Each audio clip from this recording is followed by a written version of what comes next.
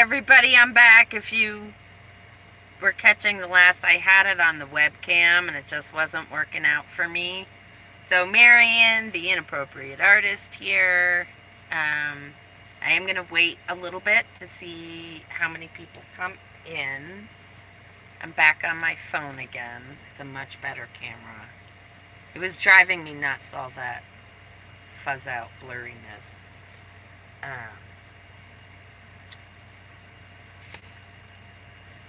I'm looking for my reading glasses. There they are. All right. And I'm using my earbuds today in hopes that I can have the air conditioner going.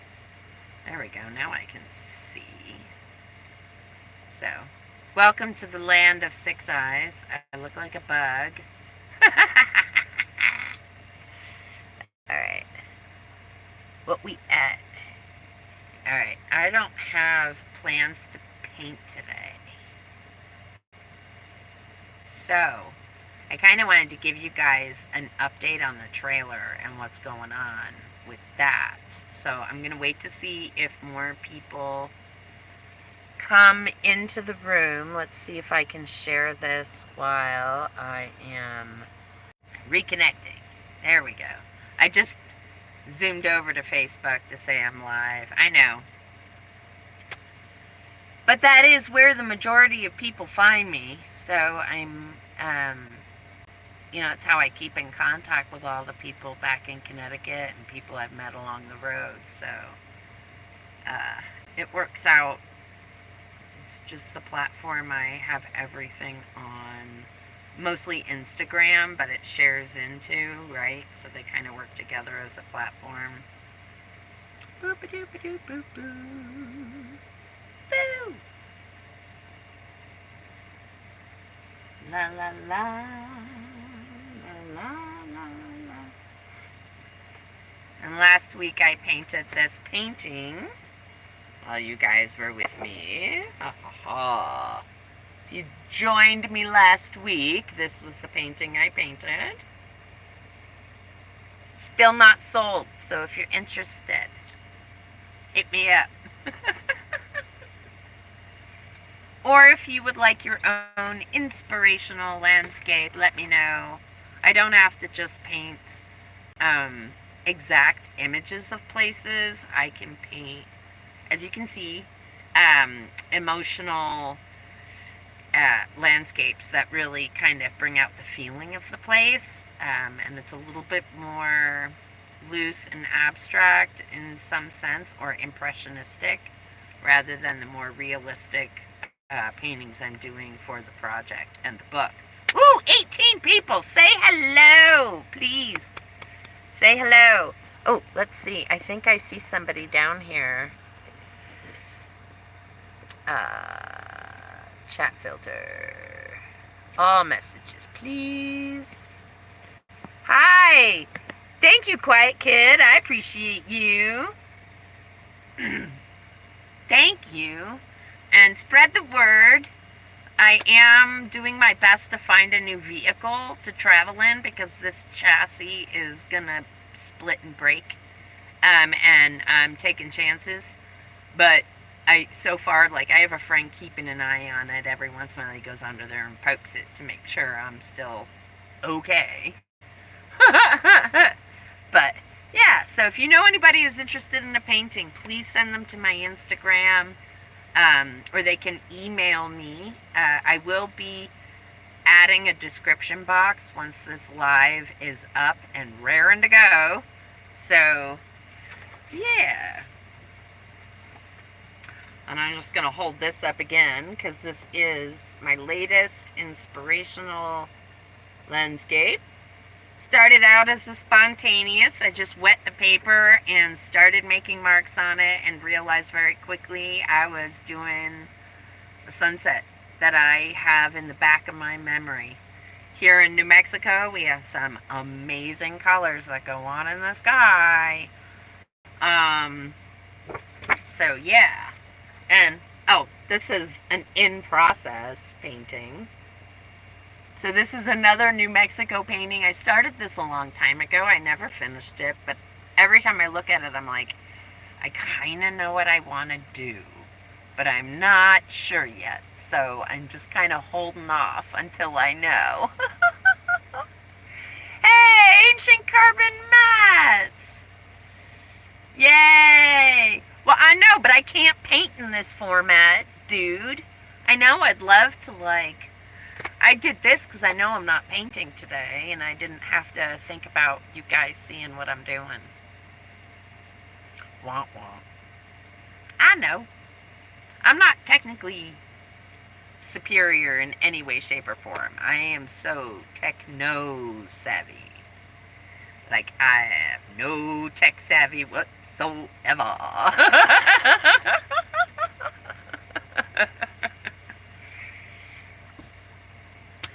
Yeah, that's me. I was thinking I should grab my portfolio and just sort of whip out paintings that I have available. Let me do that, because that might be a way to, like, get people to stick around and look. I want to give you guys an update on the trailer and what's happening with that, but I want to wait for a little bit more of an audience. So give me a second. I'm going to grab my portfolio.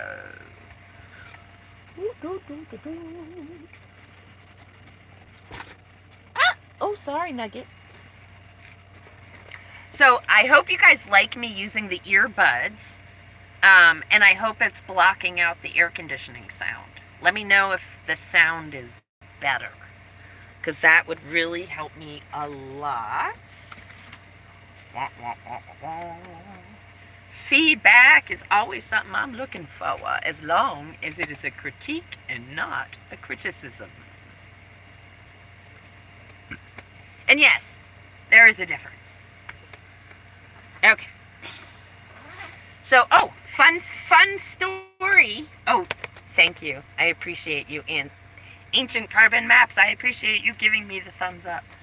This portfolio was given to me. It is a very well-loved portfolio. Was given to me by a mentor, Lee James Pantis. If you ever get the opportunity, please check out, I believe, Liza with a Z, Liza's with a S, Liza's Reef, R-E-E-F. I think it's just .com, but look him up, Lee James Pantis. He does these amazing, spontaneous, underwater acrylic paintings that are just out of this world, literally. Like, some of them are space, some of them are underwater. Like, he has this whole coral reef series that everything that he sells is for going to restore the coral reefs. So that anything that's from Liza's Reef, that whole series is about that. It's about the restoration of the coral reef. All right. Oh, well, okay, so I'm going to show you some fun stuff. So, yeah, why not? Okay, so first I'm going to start out with, I keep in here my reminder where this portfolio came from. And this is one of Lee's mechanical drawings that comes out of his books. So he also does tourism books for North Carolina and the Appalachian Mountains. He illustrates them and writes them and does all the research and updates them regularly. And that's like his business, right? And then he also does children's books, which are super awesome. Anyway, a fabulous mentor whom I've known since I was very little, been friends with my parents since right around the time I was born. And, yeah, so this was, all right, I did this back in 2019. I'm certain I did it before my father passed away. But this is called The Violent Femmes. My echinacea, my coneflower. I called it the Violent Femmes.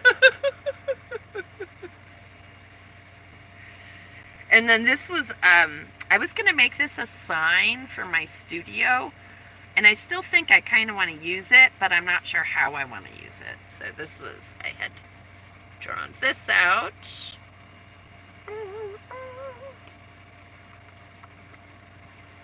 Yeah, this is back in 2019 when I had my official studio on Main Street in Woodbury, Connecticut.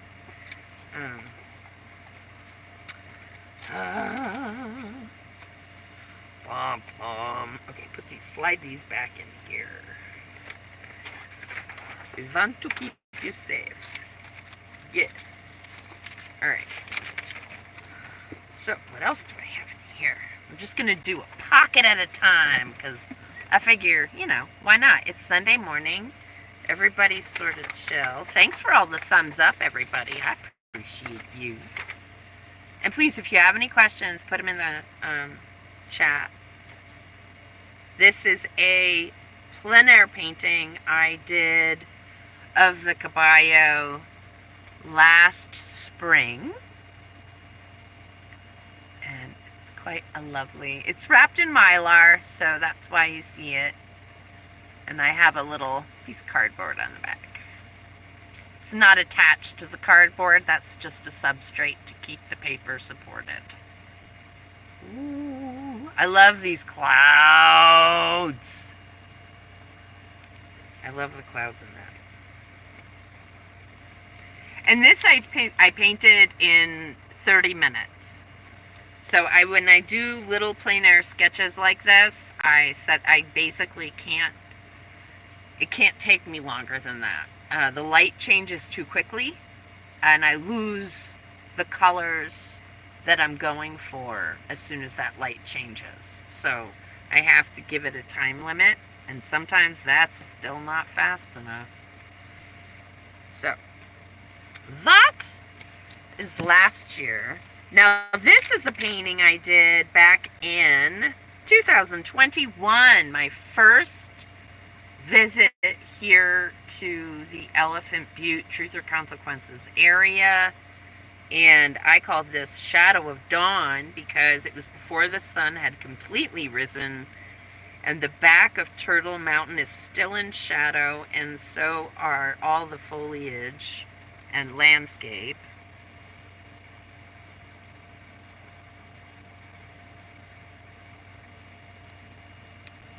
Super simple depiction of the mountains from a distance. I love these creosote. They make me so happy. I love creosote. I really do. I really, really do. I love creosote. And the way it smells after the rain. It's one of the reasons I love being here. Okay. And then this is Turtle Mountain. Or I call it Tortuga 2. Tortuga 2. And this.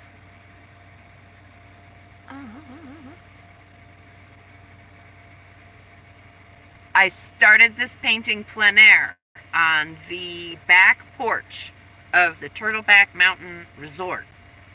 And I did a much larger version of it. Which is still available also, but I don't have that in the van here. This one, let's see, we were there for about an hour. The light really kept changing, and so that made it a little bit difficult, but I did take reference images before I started to paint so I would know what light I was starting with. And yeah, sorry guys, I really hate this reflection in my glasses, but there's not much I can do about it. Yeah. So that is Tortuga 2. My Instagram is at the Inappropriate Artist. In case you want to go message me and just scroll through. And what I would suggest doing is sharing the image in the message that you're sending me so that I know exactly which painting it is that you are interested in. That makes a huge difference because I work on my phone, and hunting and pecking on my phone is really frustrating when I struggle with my hands as well as like my attention span. So now we have, this is California. This is 2023. I painted this. Whoops. This started again as a plein air sketch. This one is on mixed media paper. It's 6x8. And yeah, this took me an abnormal amount of time. I spent 16 hours. But I love my Joshua tree. And this came out of a yard. So this was a domesticated kind of Joshua tree. This was in Yucca Valley, California. Just yummy. So that's that. Now here's another plein air. This one is Arizona. This one is at the Dragoon Mountains. We were there like in February, I think, of 2023. And, oh, yummy. Look how pretty she is. That's a bony mesquite there, a winter mesquite. And the gorgeous mountains in the distance that were shrouded in snow clouds. It's just fabulous. And it was early morning because we had a dusting of snow the night before. Yummy. Another plein air. This one, though, I did it out the van window, right? I wasn't outside. I had my heater going, and I was painting what I could see out my window. Alright. Sure. And this one, Monitor and Merrimack. I painted this actually. This is Utah, outside Moab. I believe 312 or 317 is the road or 316, something like that. Takes you up. These are very famous monuments, natural monuments. Along the way, there's many areas you can stop and take photographs of these gorgeous formations. This one I painted while I was in Mancos, Colorado, probably about a month after I'd been in Utah. This was 2022. It was the spring into the summer of 2022. Yeah, because I'd spent the month of May in Moab, and then I ended up right after that, like ending up in Mancos. So, yeah. So early summer, maybe we'll call it. And then this one, also Moab, was early morning light on the juniper and the granite. And that awesome black brush, they call it. So the black brush, I think, is a sage. Like, it's super pretty in the morning light. Gets all silvery. So this is and this was my camp spot. I just turned my chair and painted the rocks all around me. Oh, just love that morning light. And this one I painted plein air. I did get interrupted by the ranger while I was finishing this up, reminding me that I had a 14-day limit. And that was the day I was overdue to leave. Anyway, he was very kind to let me stay as long as he let me stay. Because I didn't have the gas money to get out of town. So there was that. So then there's this one. This I painted also, 2022, 2021. 2022. This was March of 2022. Also out the van window. This is east of Las Vegas, Nevada, BLM, near the Valley of Fire. I feel like even this road that I was on, if you followed it, if you had a good enough vehicle to be able to do it, I think it takes you into the Valley of Fire. And this is Snow Mountain, they call it, in the background. Might be Mount Whitney? No. I can't remember the names of the mountains around Las Vegas. So, but that is outside Las Vegas. Wah, wah, wah. Alright, these guys go back in here. And so do you. Okay. Now, what we got here? We got some larger paintings here. This one is 2022. This is in the Gila National Forest here in New Mexico. I truly got lucky. This creek is called Mud Creek, and it is usually dry.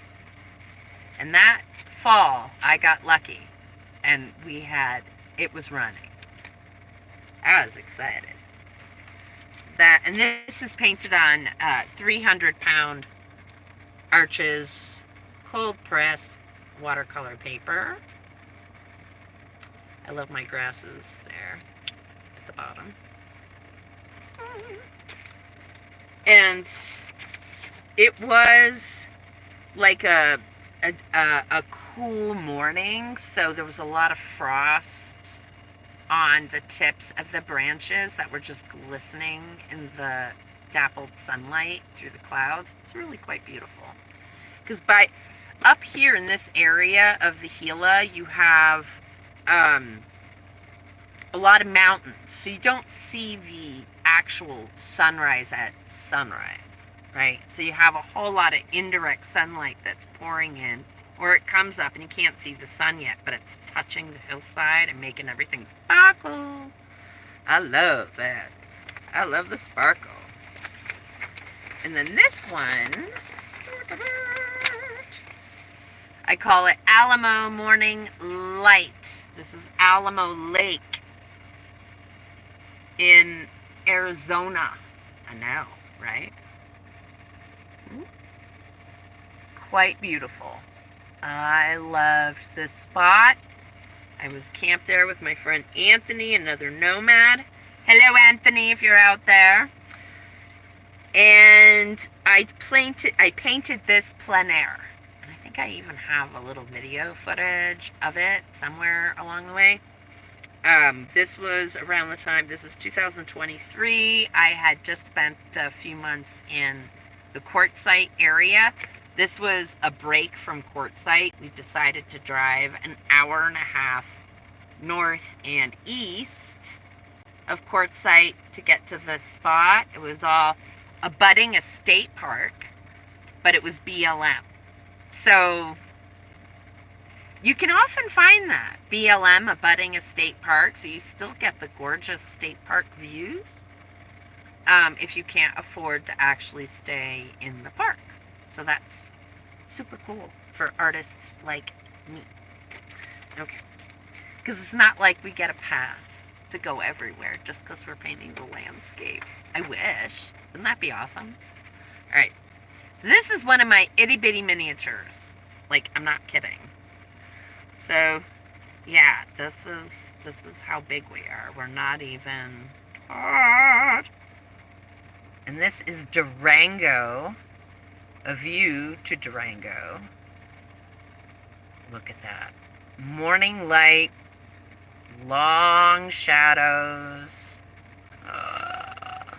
This was the view out the van window. I painted this plein air.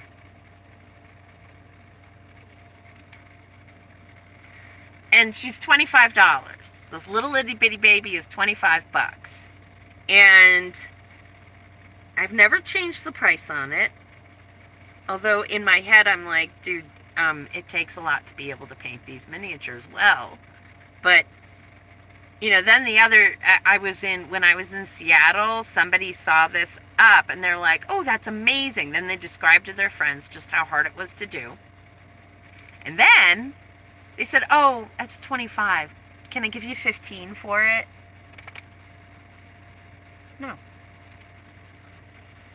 No. 25's my minimum. And it's not a minimum for me anymore. So why would I go less than that? No, thank you. So, around the same time, I kept coming back to this camp spot because it was such a great camp spot. This was, since I couldn't go into the Mesa Verde National Park again, right? Expenses. I didn't have any money. So I drove down a road that was parallel to the entire geological structure of the mesa, right? So this is the view of the Mesa Verde.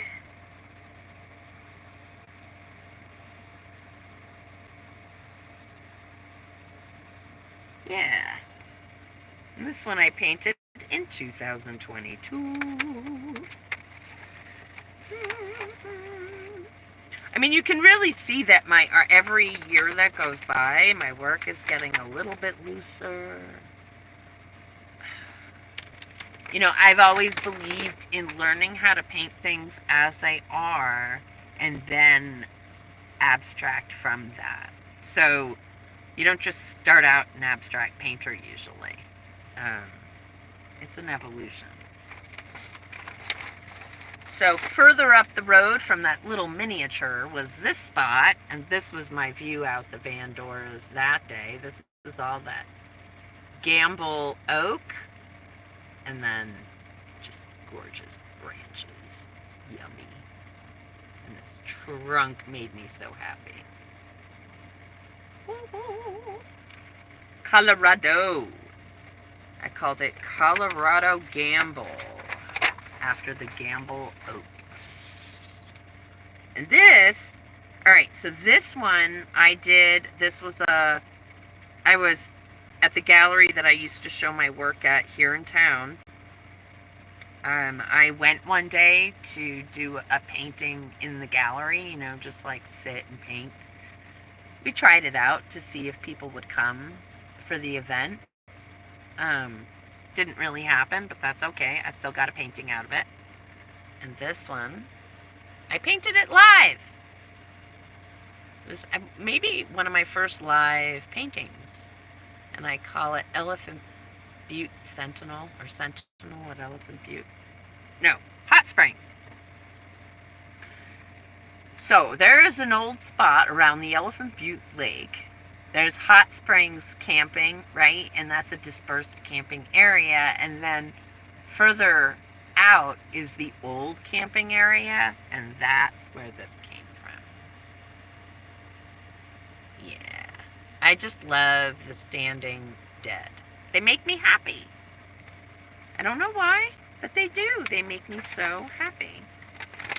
And then this, I painted, this was a memory sunset. I had gone on a hike with a friend here in town. We did the Healing Waters Trail in Truth or Consequences.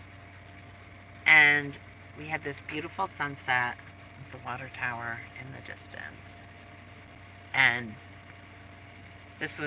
we had a crescent moon and Venus in the sky, I believe, or something, bright star.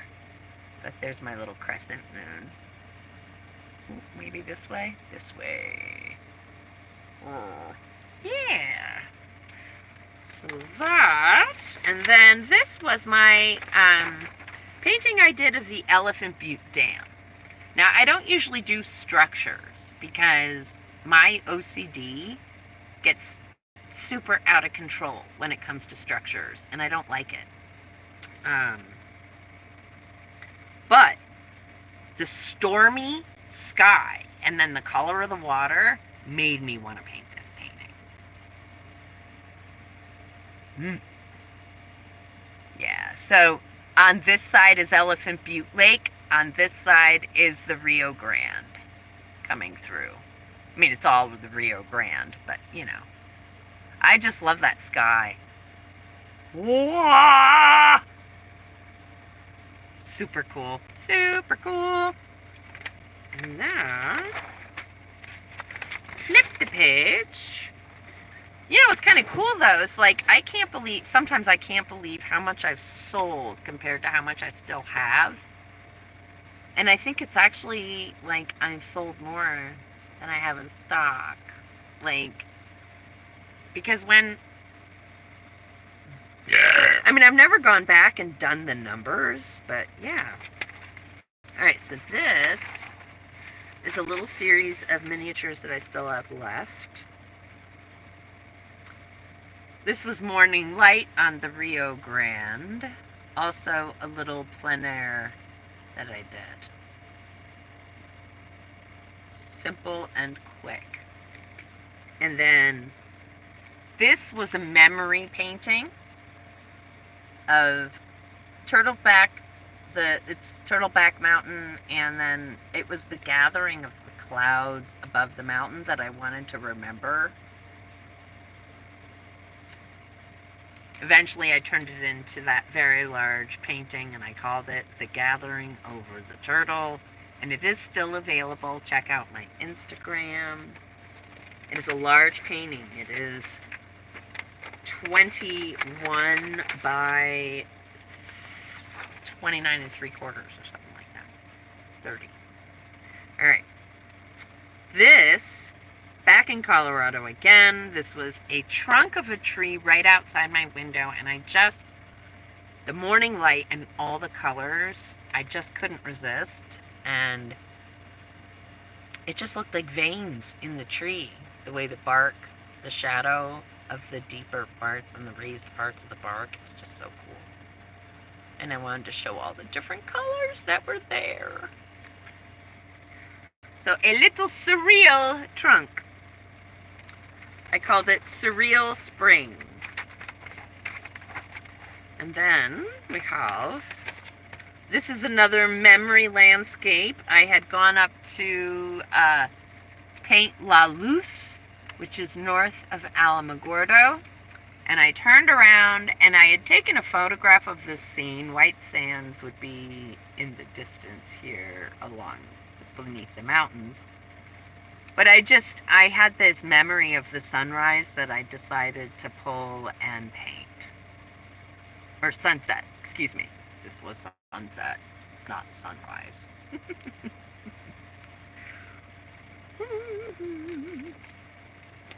But this one is sunrise. This is an Elephant Butte. Again, I called it Butte Dawn. And this is Turtleback Mountain in the distance. And you can see like sunrise is happening over here, over the lake. Wow. But this is pre-dawn lighting. I love painting really subtle, dark foliage in the shadows. I find it exciting. And that I painted back in 2021. So, this is, there's very little in here that is older than that.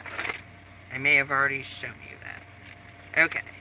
And this one I've shown you guys before, but it bears repeating. This is the Oregon Mountains. Hello, Gretchen! Nice to see you. These are the Oregon Mountains on a very cloudy day.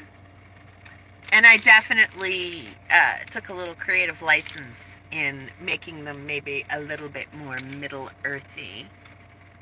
Although, if you know, you know. Little fun fact. All of those set designs for Middle-earth were inspired by these mountain ranges, which is so super cool. All right.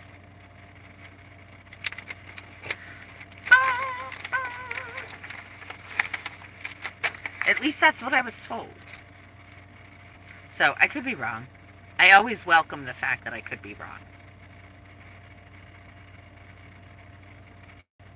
I am willing to accept that what I believe may not be what is. Okay. All right, now this is Maine.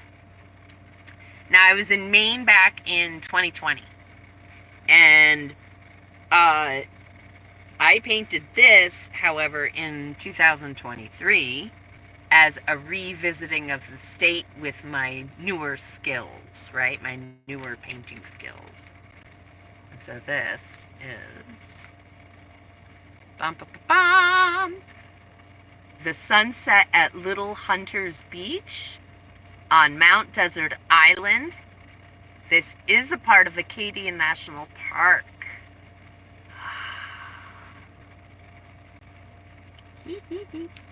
I had fun painting this too. Painting all the little crevices in the rocks. Now this one is a sold painting. I just have to mail it. I sold it a while ago and they were like, just mail it when you can. And of course I keep forgetting because I hate when people say mail it when you can. But it's for my niece. I just have to mail it to her.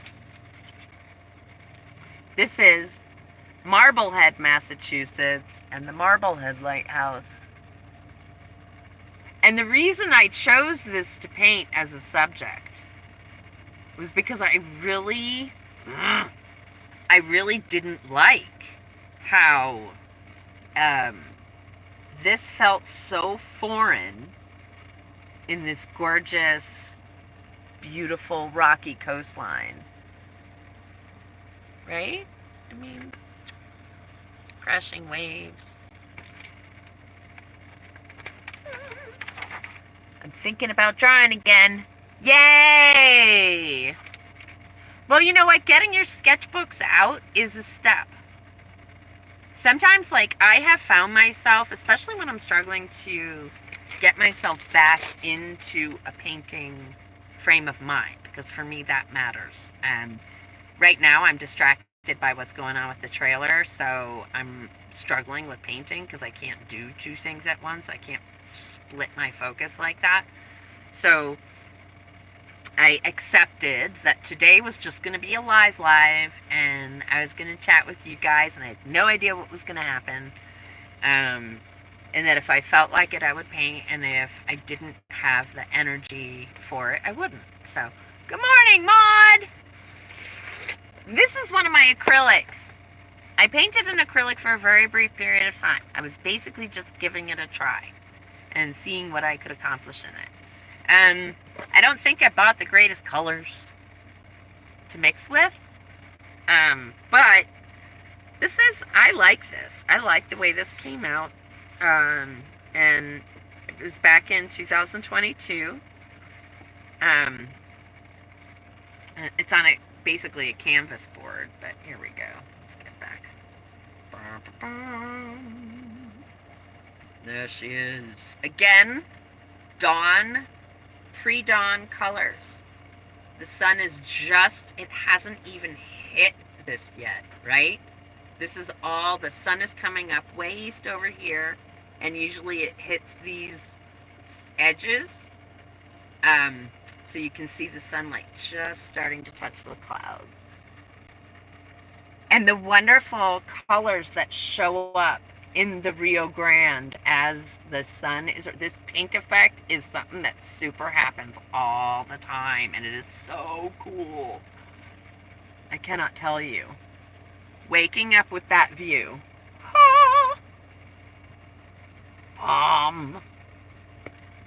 I mean, the fun part about the acrylics is the vivid nature of the colors. But I wasn't crazy about the dry time, and because it was so super fast that, like, I couldn't keep up with it. And I like to think more while I'm working, and it doesn't allow me to do that. Thanks, Maud. Now, here is a super surreal, like, I consider all of these acrylics surreal because of the coloring. But this one, this was like, I consider this a spiritual painting. So I am obsessed with Kettle Top, right? This is Kettle Top. Kettle Top is a volcanic plug.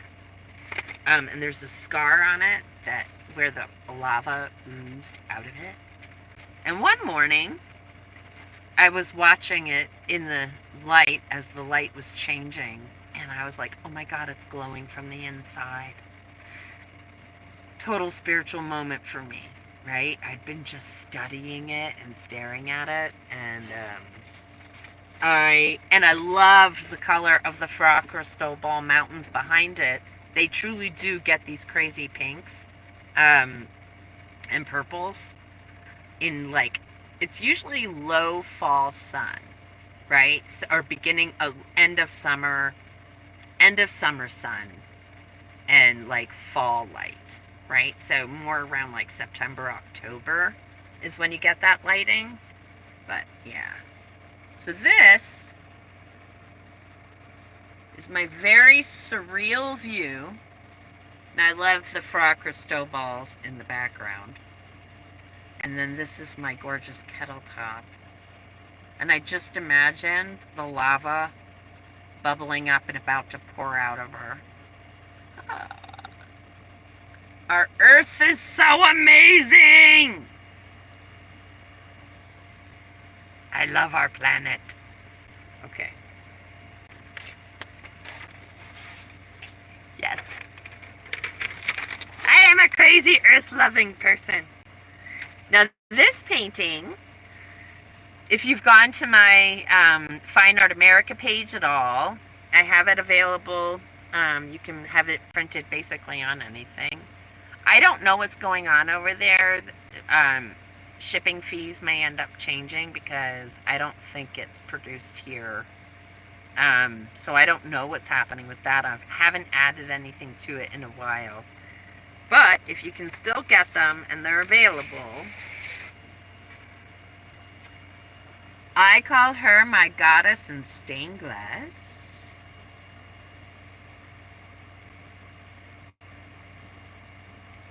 And I did this as sort of an assignment.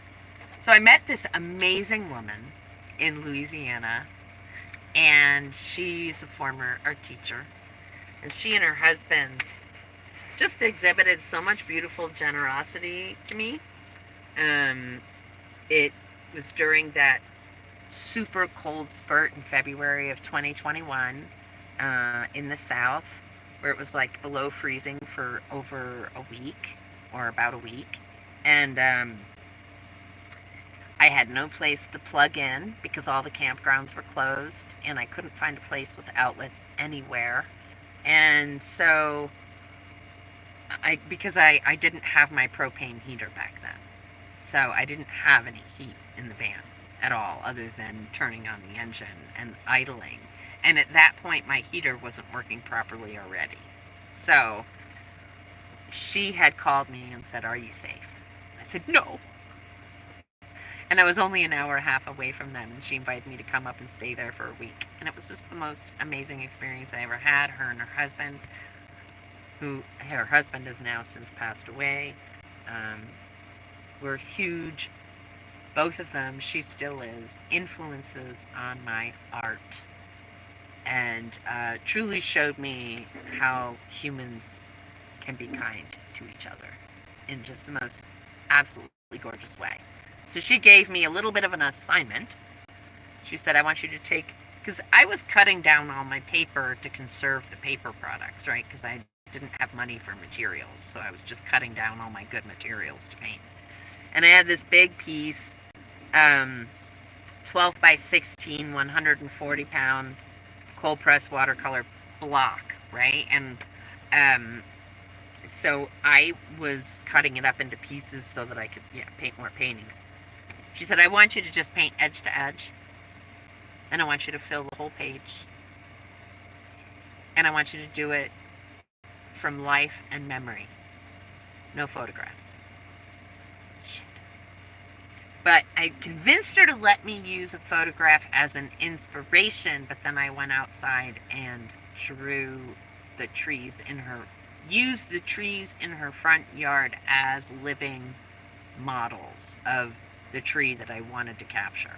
So when I was in New Orleans, I had this amazing afternoon with this person who vanished. It's one of those people that Honestly, I think I met one of my guides. Anyway, we had this amazing afternoon. It was an incredibly spiritual experience for me. And again, super validating on my art and this journey that I'm on. And I wanted to capture that memory. And so when she told me to go edge to edge and do this, that was the memory I wanted to capture that afternoon walking around in a rainy New Orleans, right? And we were in all the back neighborhoods, and there was this cool neighborhood that had mosaics all over it, and they had this beautiful mosaic park where just artists in the area did their mosaics. And at the back of this park was this amazing grandmother tree, like a great grandmother tree. I have a photograph of me hugging her. She is massive. And that's whom I wanted to capture, was this beautiful spirit of this tree. And as I drew out her, I looked at the photograph quick just to get the orientation of her branches back in my memory. I sketched it, not from the photograph, but from the memory.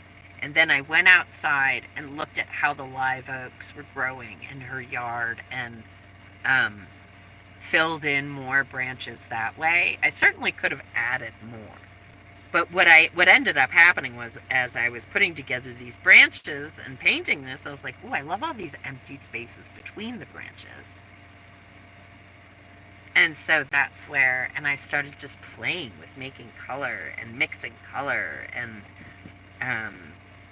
like filling in the area with water but not letting anything else get wet, and then dipping the brush in it and letting it just, right? And then dry in place, right? Without trying to, oh, it was so much fun. I highly suggest it. It's a blast, especially if you just like to watch pigment flow in water. It's fun. All right, that's that painting. Now, on to, again, last year when I was sitting still, not last year, the summer before, oh my God, we are in 2025, and last summer was 2024, and now, so it was the summer of 2023 that I was still, and healing, and I did that main painting, but I also pulled an image of Florida. This was down in the Everglades. They call this 10,000 Mile Island, I think. Yeah, or 10,000 Islands. 10,000 Islands is what they call it, and it's all just mangroves. It's super cool. And this was the image I chose to paint. It was like the bit of peace that I found, because I had, my suspension was snapped, right? And I had to basically hobble across the state of Florida to find somebody to fix it. It was not fun. Driving 40 miles an hour across the Everglades. It was a long drive. So when I got to Everglades City, I took a break and I just walked around and I caught this image. This is just before the causeway going out to Everglades City. So that is that. Then back to Arizona and back to that place. It was called the Dragoon Mountains, where I did that plein air painting of the mesquite after the snow. Well, behind me, in that mountain range, was this mountain formation, which I just thought was so super cool. I call it Booby Mountain because it looks like a booby. Yep. And it's all the lichen. I just love the color of the lichen on the rocks. It's just the growth of juniper up the mountainside. Yum! This was also a plein air. Probably about 45 minutes. That's usually the max for me. I try not to spend too much time on them because, obviously, like I said before, light changes super fast. So, there's that. Alright, how many people I got? Oh, we're down to 3. Darn it, guys. I'm sorry. I should be talking about the trailer. Alright. So, enough of my portfolio for now. So, the trailer. What's going on with the trailer? What's going on with the trailer? I had a couple of very trusted friends who have worked on trailers and rehabbed them. And I had them take a thorough look after we did the clean out of the trailer, because we did clean it out, not like a deep clean, but we got everything out of it, right? And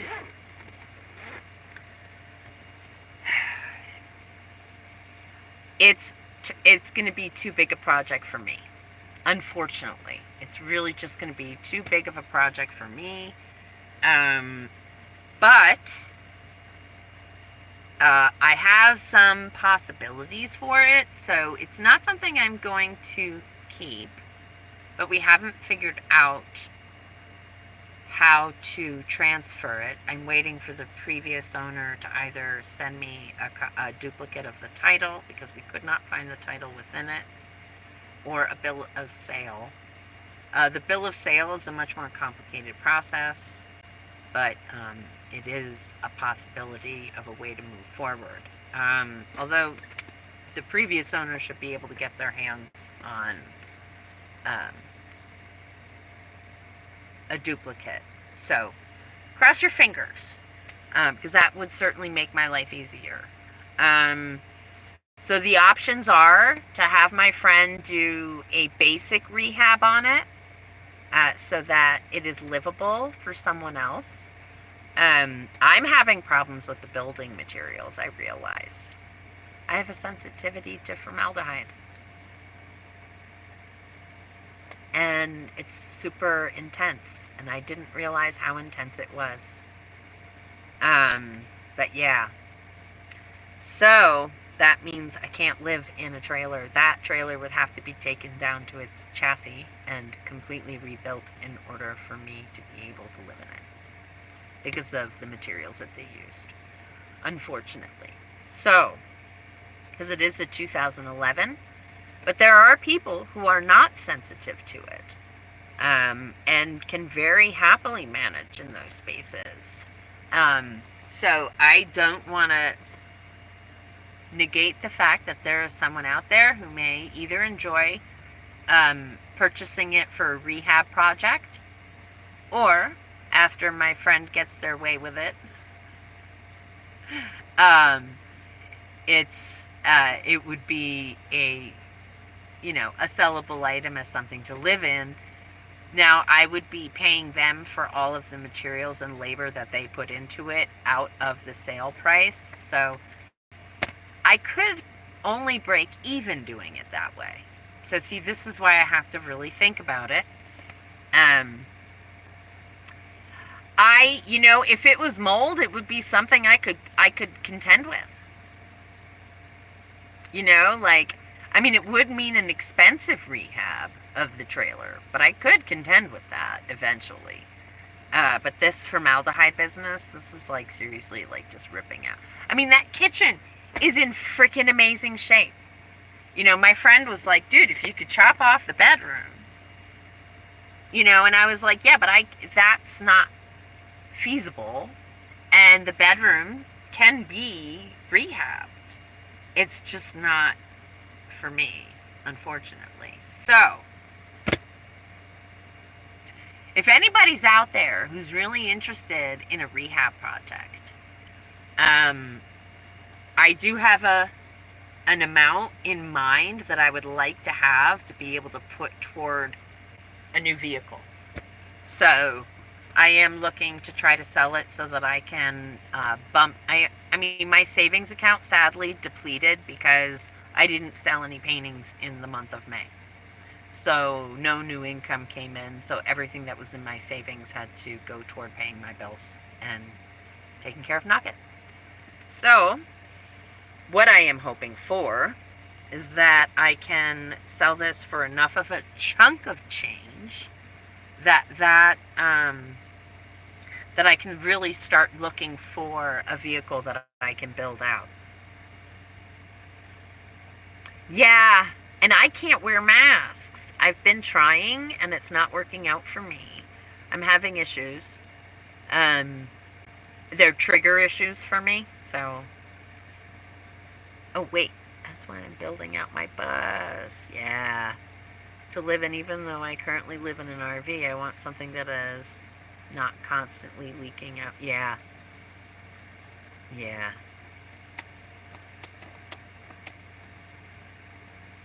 Yes, there are fabulous appliances for buses or vans. And that's why... So here's the thing. I am an artist, and I do not have a consistent income. So as much as the trailer was awesome, and I do believe that what I need will come to me when I need it, I think the universe is giving me this trailer so that I can sell it for a chunk of money that makes it possible for me to buy a used box truck, like my original plan. So I want a Ford 250 or 350 box truck. And, you know, the ones with the Econoline fronts, you know, anyway, I want a box truck with a Ford chassis. This is what I'm going for. Because the box truck is a metal box that can be treated and sealed in a much better way. And then the interior of that I can build out with materials that I'm not super sensitive to. And that's the goal, right? Being able to make it a livable, workable, healthy space for me to be able to work productively on my art. Right? Oh no! Dude. Yes, here's to manifesting. Gretchen, I hope you can find somebody who can rescue those appliances. That would be awesome. If you can find someone who would be willing to go in and get them out for you. I know I've had a lot of help from my friends here in the community. I wouldn't have been able to do all of this without them because I don't have the physical capabilities. I have disabilities, so yeah.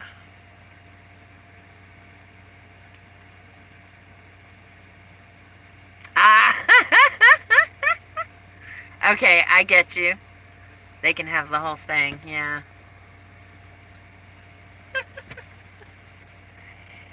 You know what? There's people who really are just fine with it, and they don't have the sensitivities to it. And I say more power to them. I'm so happy for them for being able to do that, and I really wish I could. To be quite honest, like my heart felt so good thinking that I was going to finally have a home base. And it was really hard to accept that that is not right now for me.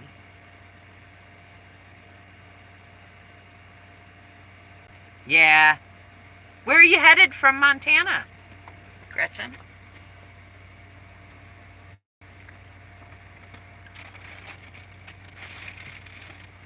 Curiosity has me. Oh, you know what? I need to munch on something. Mama needs snacks. I need snacks. Snacks! Anywhere you want. I love it. Cool. Yeah, you know, when I left Connecticut 5 years ago, I did it with the like, okay, I don't know where home is for me, but I know it's not here. And I allowed myself to just let my body be the decision maker, right? Like where my body felt the best is where I decided to make home. And then it was just such a super bonus that the community I found is like above and beyond. I've made such... Excuse me.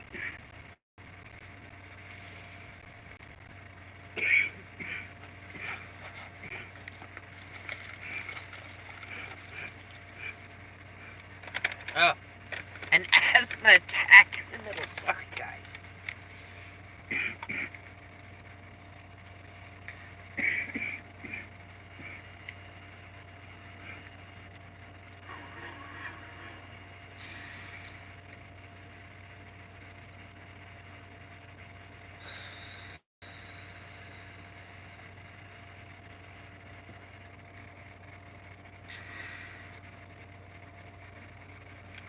There we go, that's better. Your son is in Colorado. Oh, awesome! A whitewater rafting guide. Is he on the Arkansas River? The Arkansas River's so cool. I got to spend some time there, and it was amazing. Maud, your plans to get out of Illinois before the next winter hits? Yeah. That's a rough winter in an RV. That is a freaking rough winter in an RV. I'm like,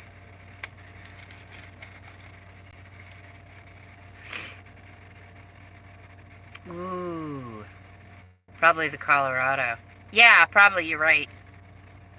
But wow, what a beautiful, yeah, I mean, Colorado is just like, wow, wow, wow, wow.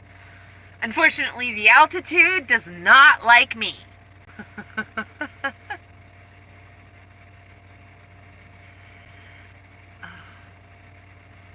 Oh, the house heaters don't work. Yeah, that sucks. Oh my God, Maud. How did you manage? I mean, you must have been so layered up. I mean, I know you have a bunch of cats to keep you warm. It does help.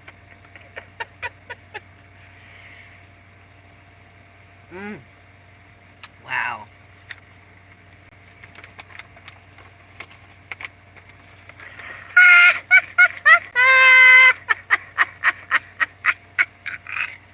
That's fantastic, Gretchen. I love it. Oh my God. So everybody, I'm going to share what she says. She says she has a nice picture of 3 people mooning the Amtrak from the Colorado from her seat. Isn't that awesome? I love that. I just almost ate my finger there. I did almost take a bite of my finger. I am munching on bacon jerky, my newfound obsession.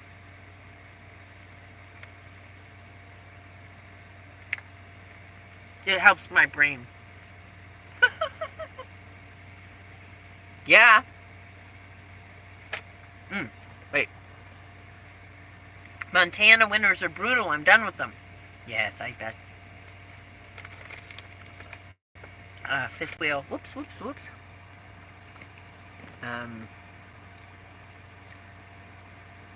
Yeah, even being hooked up at a park, man, it still gets freaking cold.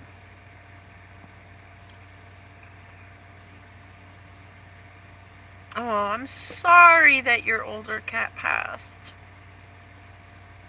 Oh, and your kitten. Oh, sweetie.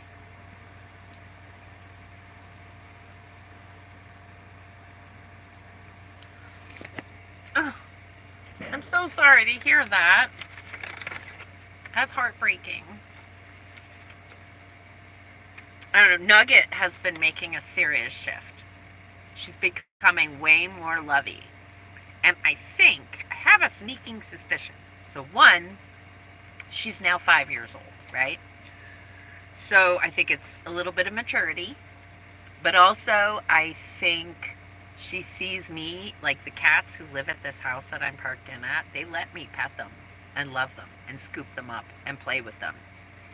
And I think she's starting to figure out that, like, that's not such a bad thing.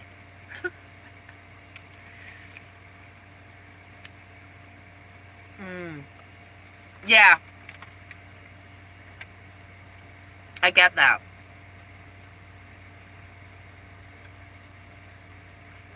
When you have an older cat, you have an expectation that they're not going to be with you for much longer. Whereas with a kitten, you're like, ah! Yeah, she's jealous, and I'm happy for it because it means I'm getting some love finally. Joanne! Alright, you're listening? Good. Driving? Awesome. About 3 hours from home? Awesome. And you have Lace with you? Yay! Oh my gosh, I'm so happy. Lace is safe. Okay, thank you, because I've been concerned. I know I haven't messaged you, Lace, but it's because I know you got a shit ton on your plate. And I didn't want to be another person going boing, boing, boing, boing, boing. God, bacon jerky, man. Telling you. I know, I got vegans on here. I'm sorry. I am not vegan. And, yeah.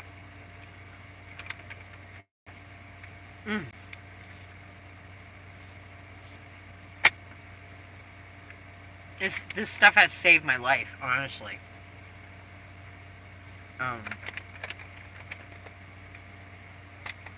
Because regular jerky is super hard to chew, and the bacon jerky is much easier. And I need the instant protein. No, I know that. I know she's following.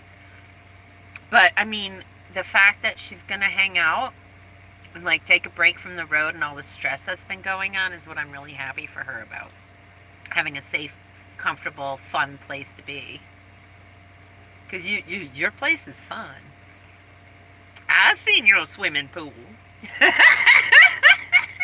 Not in person, but, you know, because, yeah. But I'm so happy. That makes me so happy. Yeah. So, trailer news for those who have just tuned in.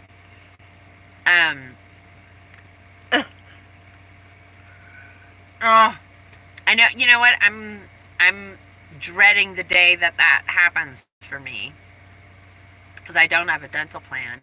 I mean, I'm hoping that my teeth are good. My parents have really good teeth, but they were able to go to the dentist regularly because they had money to go to the dentist. I didn't. I obsessively take care of them. I obsessively floss my teeth. Like, I can't remember to brush them, but I do obsessively floss them. Go figure. Rope. So the trailer update, quick for anybody. Woo! Pool's being open on Tuesday. Dude, if my chassis could make it, I'd be making a beeline across this country to come hang out by your pool. I would. I would. So, the trailer is not livable for me. It is rehabable. Like, so if somebody wants to rehab the trailer, it is definitely a trailer that can be rehabbed. Unfortunately, the way to rehab it is, you know, and with keeping the expense down, is by reusing the materials that are there. You know, the kitchen is perfect. The kitchen is stunning. The bathroom is in good shape, and so is that bunk bed area and that whole living area. It's the bedroom that has issue because there is a leak in the closet, and it's normal RV wear and tear. It was in storage for 2 years, so that area does need to be pulled apart and checked out. We know that it's not black mold, because I have a friend who is deathly allergic, and I have horrible reactions to black mold. So I know that it's not black mold. That much I know. So if it is just regular, you know, it can be, the insulation can be changed out, and all of that frame can be treated. If there's any rotting, that can be replaced. You know, they are things that can be attended to by someone who has the heart and desire to rebuild it. After having some good consultations with friends. I just don't have the stamina, and I'm not a do-it-yourselfer. I have knowledge, but I don't have physical capability because my body just like doesn't want to be able to do that stuff anymore. Yeah. So it's gonna be up for sale at some point, and I'm not sure when. I do have to get my hands on a title. We could not find it inside the trailer. I have word into the guy I got it from, hoping that he can come up with a duplicate or a official bill of sale for me. The official bill of sale will work, but it will be a lot of paperwork. I do have a friend who's gone through it before, so that could be helpful at least. But y'all know me in paperwork. It's like a nightmare for me. That'll be a really stressful situation. So the hope is that I can get a title for it, and then an official bill of sale to go with that, so that I can sell it with a clean record, right? I want to be ethical. You know me. I believe in being ethical. So that's where that's at. So I figure if I can sell it as a rehab, like I looked up prices, this is a 26BH Sprinter Select. So it is a 2011. I saw one that is a brand new one, like basically unlived in. That was $17,000 for unlived in. I figure if this is somebody who wants to rehab it, I'm probably going to put a price tag of $5,000 on it if it's going to go as is. Someone has to come pick it up because I can't take it anywhere. If it's a local purchase, I might be able to find somebody to get it to someplace local, but it would have to be somebody who wants to come and get it. So that's part of it. I know. But whatever someone pays me for it is what I'm going to use to purchase a new van or a new truck for me to build out. Because this chassis ain't going to last much longer. Already the AC only works when it wants to. I have that guy going right now with my earbuds in, so the background noise isn't killer. But the driving AC, when you're driving, it works like when it feels like it. So it's not totally dangerous yet, but I've had times where I've been certainly very worried, and I make a point of trying not to drive at hot times of the day. Yeah. So the heat doesn't work at all, except to blow the heat of the engine onto your feet. So it might, like, if it's super cold out, I might be lucky if I get a 55-degree breeze on my feet. Which, by the way, is not comforting at all. Not at all. My defroster does not work at all in this van. And the windshield cannot be replaced. So, there's that. And I did put new tires on it so I could safely get around. New to me. I bought used tires. I spent under $200 for all four, and it was fabulous.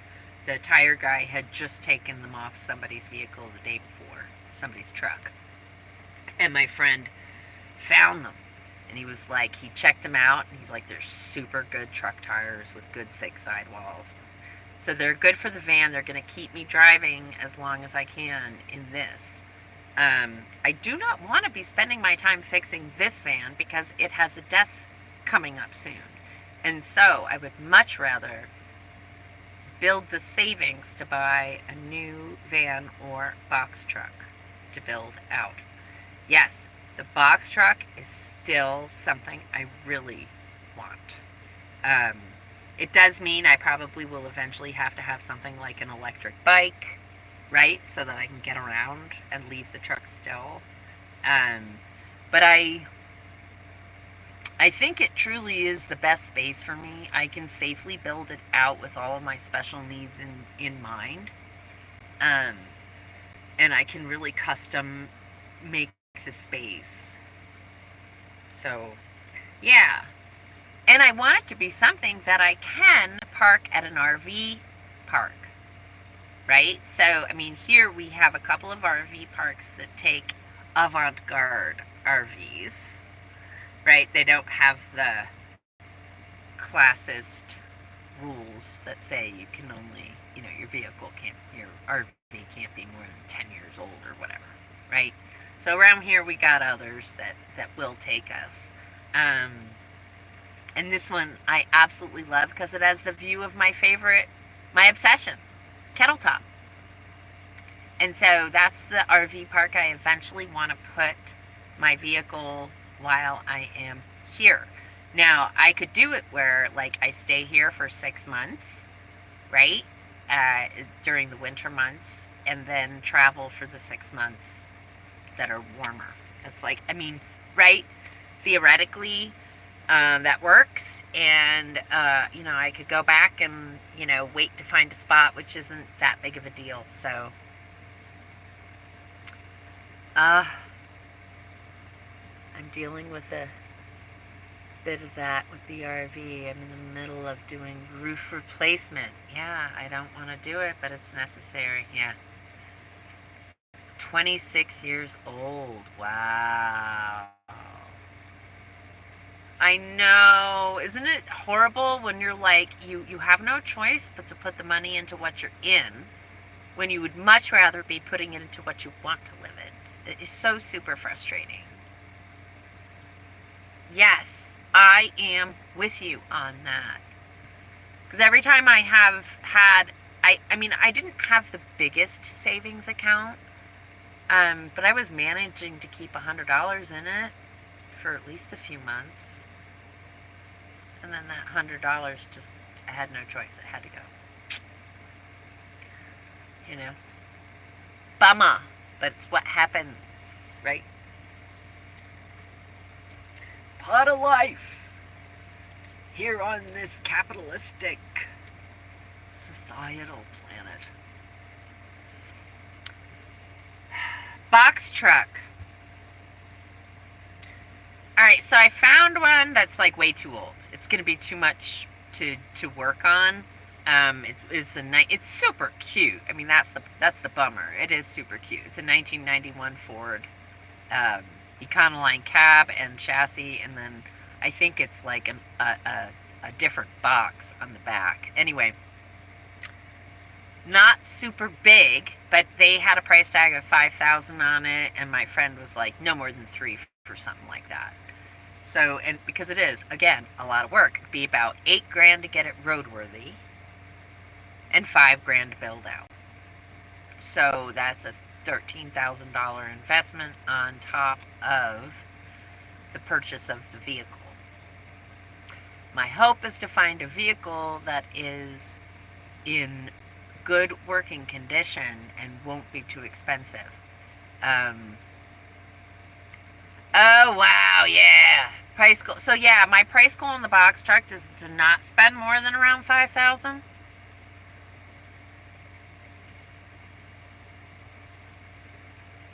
And it needs to come from here, because I don't want no salt and water damage.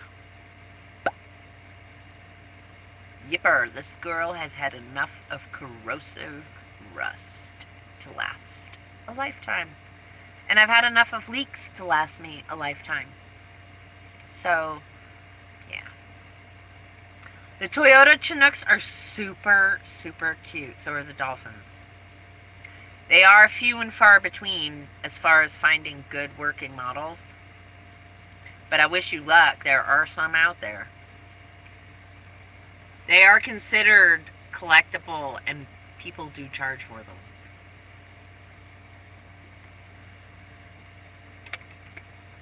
Also look into the Ford Chinook.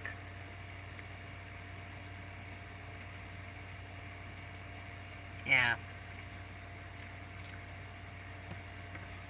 I mean, water will always find its way in, right? Like, eventually, that's just sort of how life works, right? That's why water's water. It just is what it is. And, but I've had If any of you, I'm going to tell you my history with that. Every single place I have ever lived in my life has either flooded or leaked. Every single place I have ever lived. And that includes this band. So I am looking at this as the universe saying, don't take this on because it leaks already. Let someone who has the special interest and desire to rehab it have it, so that I can purchase something that does not leak, that I don't have to fix to prevent it from leaking, right? Like, what I want to be able to do is get something that what I'm doing is applying a Flex seal around it to extend the life of it, but not because it needs it right away, but because it's a preventative measure rather than something that's got to happen in order to stop it.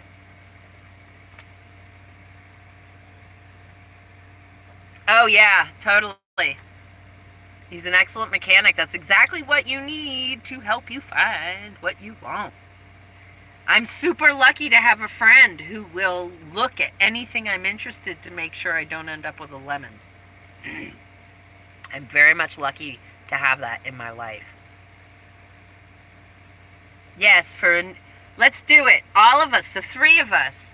Gretchen, Maud. Let's manifest this shit for ourselves. We got this. It's coming for us. Because what we need comes to us when we need it. Yes, it does. We got power, because now we're in a group. Let's amplify this shit. Stuff. Sorry, I know. I got people who don't like the swearing, but I really, I do mark this not for kids. So, understand it happens, because I'm neurodivergent, and for me to like sit here and be careful with my language means then I'll be masking, and I would much prefer to be myself. Yes, the new low maintenance hum group. Woo! That's us. I'm so happy to be a part of that club. I want to be in that club. I know, Maud. You know what? It has become my mantra to remind myself to always be myself and stop correcting my behavior to make other people feel comfortable. And as you know, that is not an easy feat. Because it's a super deep programming, and deprogramming myself has been really super hard. Yes, we are a branch of the Do Not Care Club, for sure. Listen, I sent you information. I hope you take it up. They do take people like us who are financially unable, Maud. I know I sent you the information. I can tell you my coach helps me with all that kind of stuff, and it's super awesome. And I've already told them about you, and that you might be reaching out. Oh, you did! Yay! Oh my gosh! I'm so happy! Oh my god, I'm so happy for you, Maud! Oh! Yes! I am on Facebook. I'm on Facebook as Marion Stroh. That's just me. Stroh is S-T-R-O-H. Excuse me. Marion is M-A-R-I-O-N. Yes. I was one of those little babies who had an old lady name. I don't know if any of you know who Jen Hamilton is. She's a TikToker. Anyway, she's super cool. I listen to her all the time, and She's talking about she helps with like midwifery, and she was talking about how like the thing she absolutely loves the most is when people give babies old person names, like Gladys. Gerard. And Marion would be one of those. So I'm like, I have an old person name. Now I'm growing into my name. I just got your request. I'll after I get off the live, I'll make sure to go in and say, yay. I do have a public page, so I don't think there's any trouble in you viewing my page at this point. Oh, Avis Hazel. Oh my God, I love that name. You know, I had my step grandmother, her name was Naomi, and her sister was Ruth. And I always thought if I ever was gonna have a baby, I was gonna name that child Naomi Ruth, because I just thought, what a strong name for a woman to have. That was what I didn't have any children, and they ain't coming, because at this point, I don't want none. Was it really? I love it. I love it, I love it, I love it. I knew a girl named Ruth. She was my age. And she was a tough cookie, man. She was living up to her name in a big way. Tough cookie, but not in a bad way, right? Like, she wasn't, like, emotionally guarded, but she was like, y'all ain't walking over me.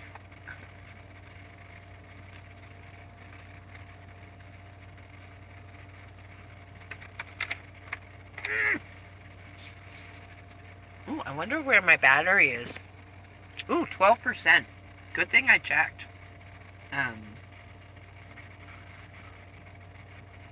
I've got to put this in something different, because I have myself vertical, right? Oh. Hopefully this will stay standing while I do this. It's kind of annoying. Sometimes it doesn't.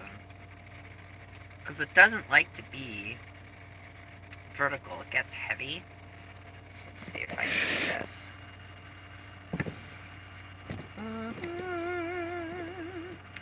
Pardon my hand if it goes over the camera.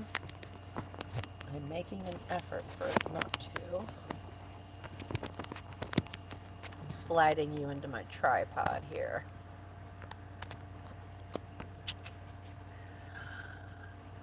That's right, friends. I am inappropriate because I just have a very inappropriate thought process. My inner 12-year-old loves to make jokes out of just about everything. Okay, so I think I got that set. Now I need to put something. Whoopies. Ah, darn it. Don't know if it's going to stay standing. We're going to give it a shot. Oh. Alright, now, here's my little plug-in. Plug it in, plug it in. Yeah, my latest video, a lot of musical echolalia going on. I've been leaving it in. I'm a little nervous because I'm afraid of copyright infringements, but I want to leave it in because musical echolalia is a real thing for me, and it's super fun. It really is super fun.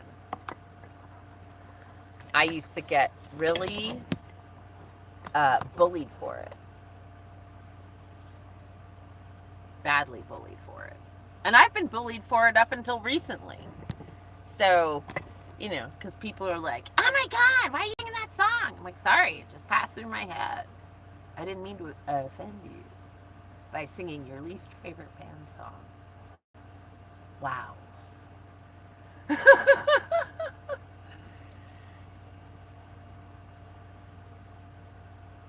Exactly. Yeah. Mine's like, I have certain things that always, like, if my brain pauses,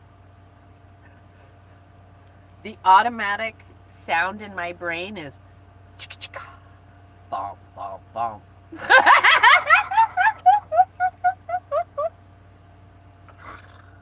Or anytime I come out with a, um, like in my video, it happened in my video. It's anytime like there's 3 syllables that sound like tequila, like arroyo, or, whatever it is, it immediately makes me think of,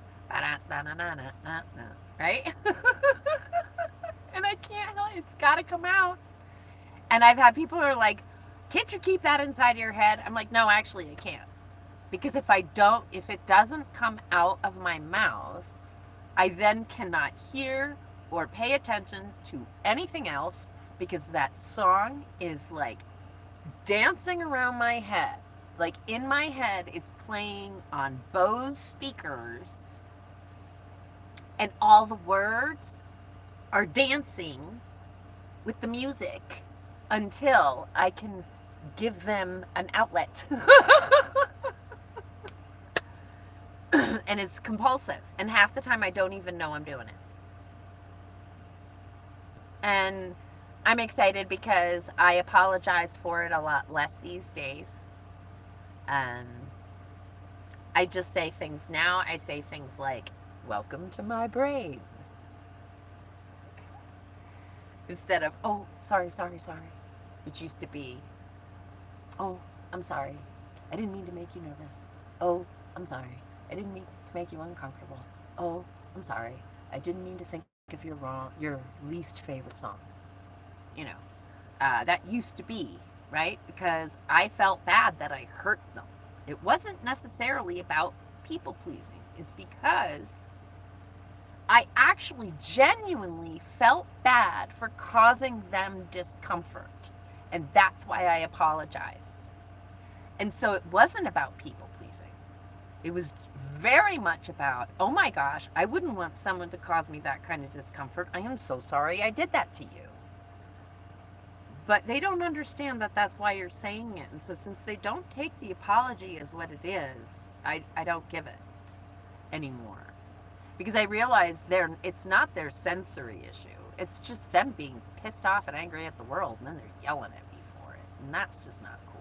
I've also learned that it's not fair for me to put my tisms onto other people. Like my autism, it's not fair for me to make somebody else bend to my needs, right? If they are able to be sensitive to my needs, I am truly grateful. If they are not able to be sensitive to my needs, it just means that maybe I'm not able to spend a whole lot of time with that person. And that's okay too.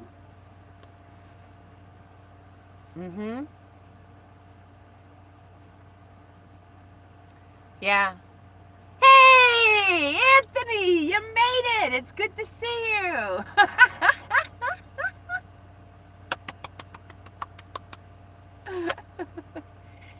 Yeah, I have very much realized, like, so things like my belching, right? For years, I grew up being grounded for that, severely punished. So yelled at for it because it would come out at just the wrong time all the time. And I couldn't control it. And so imagine, like, I'm like, I don't know what to do. So then I started stifling the belches, and what ended up happening was I actually threw up daily, so that I wouldn't belch and offend other people. And that was like oh. You're so sweet, Anthony. Yeah, but I have learned, like, that was a very physical thing for me to understand. And then I realized that, like, my stimming and my musical echolalia and all those kinds of things don't hurt other people. So there's no reason for me not to be able to do them. You know what? If I am at a funeral and I need to stim, I will do it. Now, I don't want to disturb the people around me, so I may excuse myself to go stand in the back so that I can still be there to hear it, but so that I can do the stimming I need to do, right?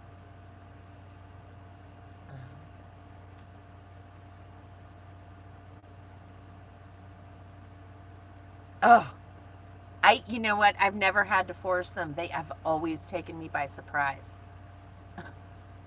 I have, every once in a while they get stuck. I've had them get stuck like right in my chest, and that is super freaking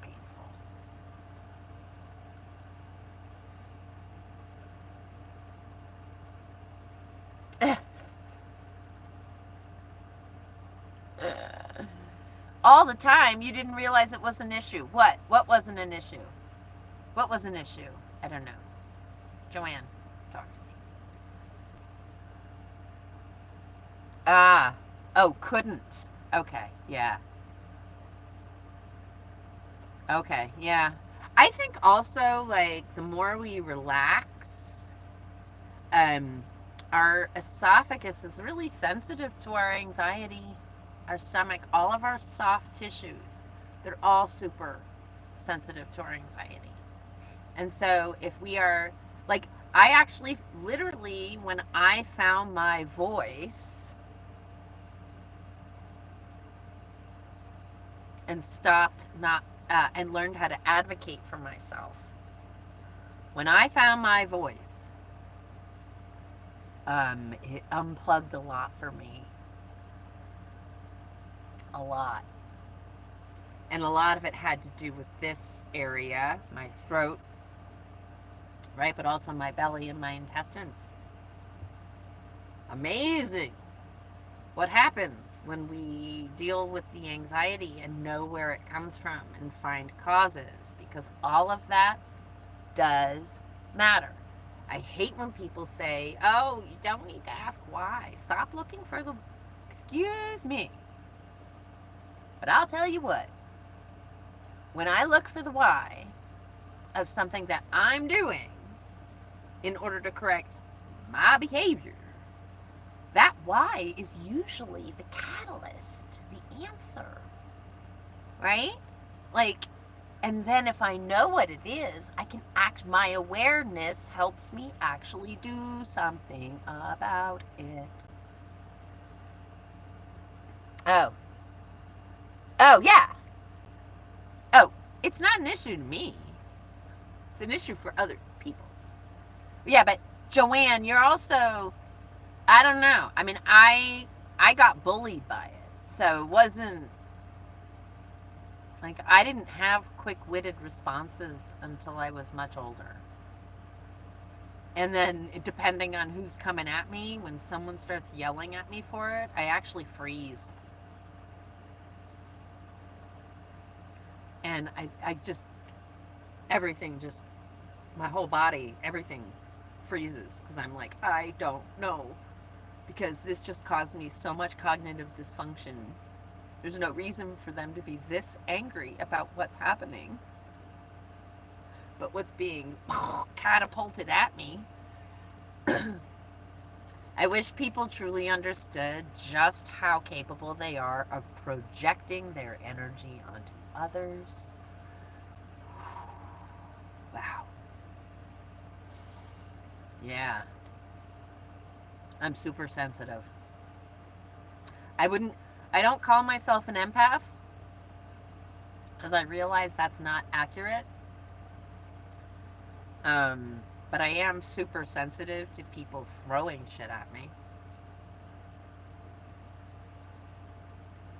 And I can feel other people's feelings if I am in the same space with them, but that's because they're projecting those feelings. If they don't project, then I no longer have to emotionally regulate for them. And I actually get to just be me in that space while they are them in that space. Right? It's super cool.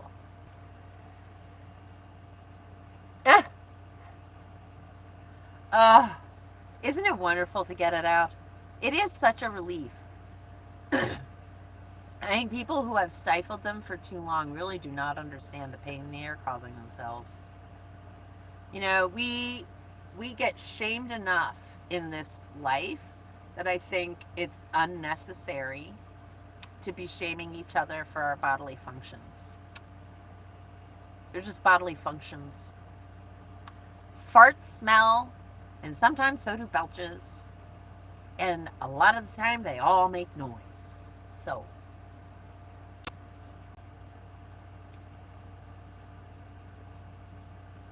he started singing Somebody's Knocking on.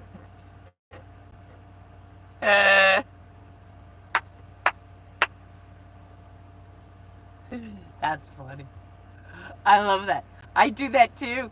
Like I sometimes I have to catch myself. I mean, no, a lot of times I have to catch myself. I hear the phrase that somebody used, and I take it literally at first, right? My brain takes in the as a literal sentence, and then I'm like, then I realize, no, wait, that's impossible. Okay, they're likening something to something. This is a metaphor, not an actual literal thing. But that's why I come off so gullible.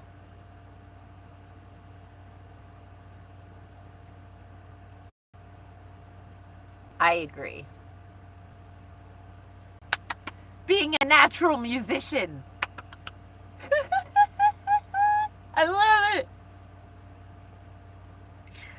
I had the other day, okay, I have these flip-flops, right? They're just a cheapy pair. But when this, like if my feet sweat and this gets wet with the feet sweat, my feet fart. I make feet farts. And they're fun. I love fart noises. They're the best.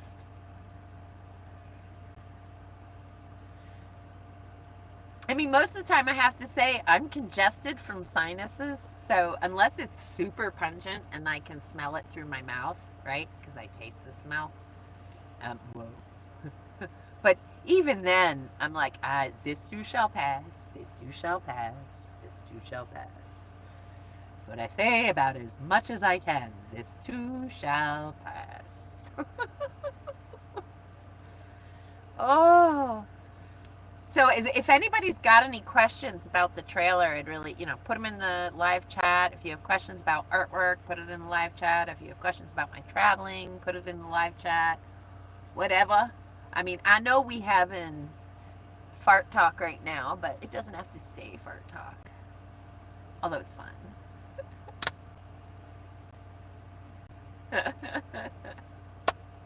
Oh, I need to munch on more stuff. What time is it? I have to check my clock because I need to take my morning medication. Doesn't it? Oh, yeah. Listen, I love making rhythm sounds where I can. So much fun. But I will suggest, do not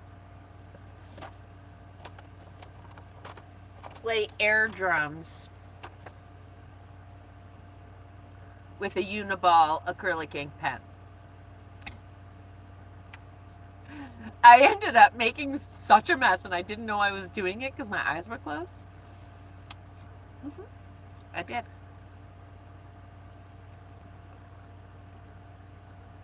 You're so funny. I am not Italian, but I did grow up at an Italian church. And so there was a huge Italian community all around me. I learned to talk with my hands at a very early age. I also used to be a caregiver for a little Italian woman who I would say was fresh off the boat in 1972. I am not a Jersey girl. But it's very funny you say that because I have a very good friend from New Jersey who lives here. And every time we have a conversation, I end up talking like this. It ends up every single time. Every single time. I could balk at all sorts of things. You know what I'm saying? I am, okay, so my astrological stuff, I'll say I am a Gemini rising. I am a Leo sun with a Sag moon, which is why, my friends, I'm pretty sure I will be single for the rest of my life.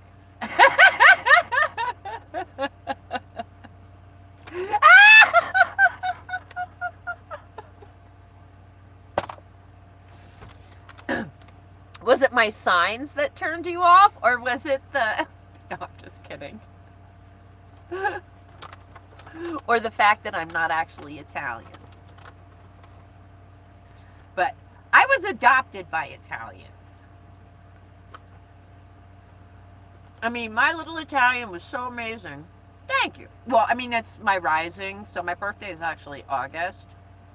But if you understand astrology, then our rising sign is the path to achieving our sun sign. So,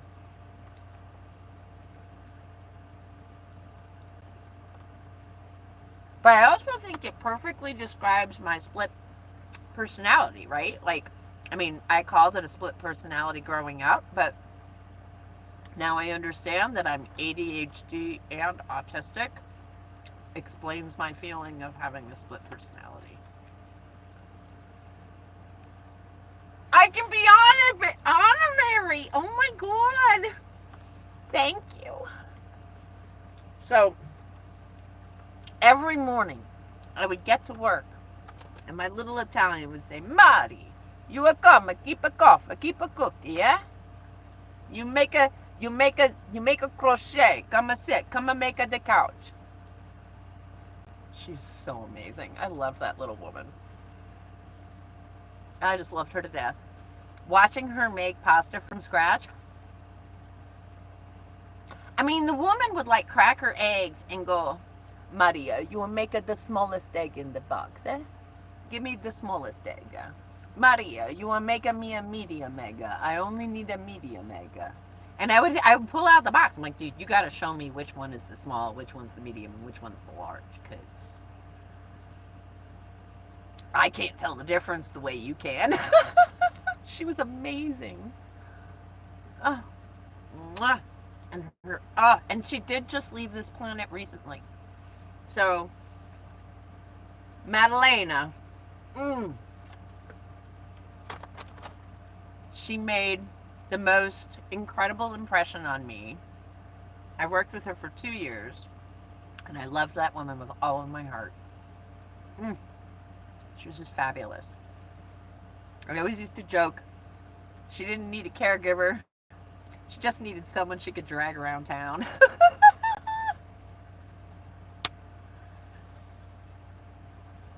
She was the coolest. Well, I shared my sign with you, Anthony. You got to tell me yours.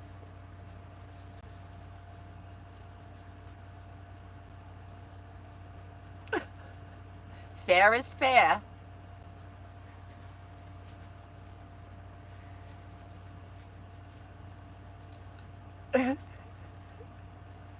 No, why can't you find, where are you that you can't find semolina flour? Oh, you got a big, oh my. Actually, Cancers is supposed to be good for Leos, because we need compassionate hearts.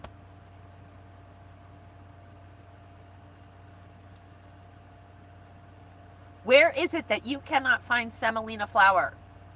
Are you serious? I mean, I don't understand how that's possible, that Atlantic City, you can't find semolina flour. There's not a Little Italy next to you somewhere? I mean, I can't imagine the Italians going without it.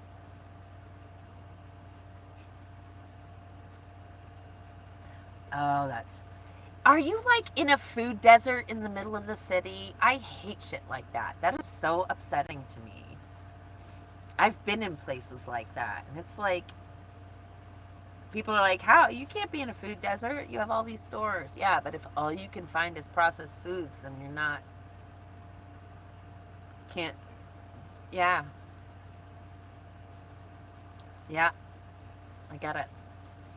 I mean, I've been in towns where the only grocery shopping is the dollar store. And that's rough. And there's not an actual grocery store for like 50 miles. It's crazy. That's one of the reasons I got in the van, by the way. I lived in Connecticut, in an extremely privileged state. And I say that because Connecticut had access to pretty much anything and everything at any given time. Yes, there are rural communities in Connecticut, but they were close enough to civilization to get what they needed, right? Nothing is too far away. I needed to go and find out what it meant to actually try to survive in this country. And because I didn't understand that, and I needed to peel off my privileged skin and find out what it really means to exist in this country. And I'm really glad I did it. It's totally worth it. Stratford. Ooh. Trying to think. Oh, well, you were out of, because I was in Fairfield County. You were out of our normal, only if we went to state competitions did we come up against you guys. Actually, I don't know. I guess Greenwich High School went to a lot of state competitions because, I mean, I wasn't a sports person. I didn't do sports at all. I was the kid who had a note usually forged every single day that I forged myself for gym class to say I had my period. And I pretty much did that every single day. And then when that wasn't working anymore, and after I was 16 and I got, well, see, it all comes down to the fact that my joints are shit, and they've been shit my entire life. And I didn't understand why I struggled so much and why I got hurt so easily in gym class, but I was terrified of gym because everybody was so competitive that I was afraid of getting hurt. And then my knees used to pop out all the time. Oh my gosh! You worked at the toll booth? Holy! Wow. That was a long time ago, my friend. I did not know you were that much older than me. Because I know how old I was when that toll booth went away.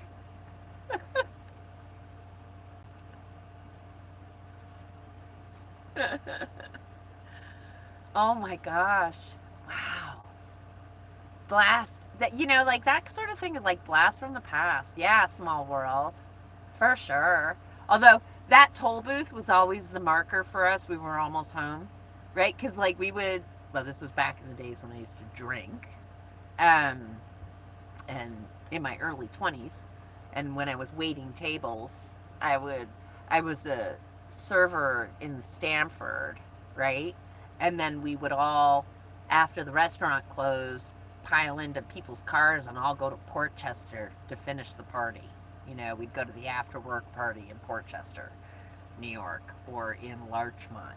There was a little bar called the Cellar Bar in Larchmont that a friend of mine's band used to play in all the time. And it was right next to the Larchmont train station. So for those of us who were being responsible, we could take the train. However, the last train out, you had to catch. Otherwise, that's an expensive cab ride home. There was no Uber back then. And I remember there was also, okay, so there was the Cellar Bar, and then above that, it was a place called the Upstairs. In the Upstairs, I remember seeing a band called Red Stripe. And they were a ska band. They were super cool. Yeah. But I was 21 at this time, and it was already, my brother was 18 and was able to drink. When he turned 21, they turned the drinking age to 21. And so I had to wait till I was 21. Yeah, I didn't. I didn't really start getting drunk till I was 19. I'm impressed with myself for that because I did hold off through, considering that I'm one of those people that can't stop once I have one. Aww. Well, at least you're hanging out in a cool place. I'm an old soul, so there you go. I mean, I'm 53. I ain't. I'll be 53 in August. I'm in my 53rd year. I do this. This is how I prepare myself for the next digit. You know, because in actuality, we are living in the year that we change our age to at the following birthday. So I'm really already in my 53rd year. So it makes sense.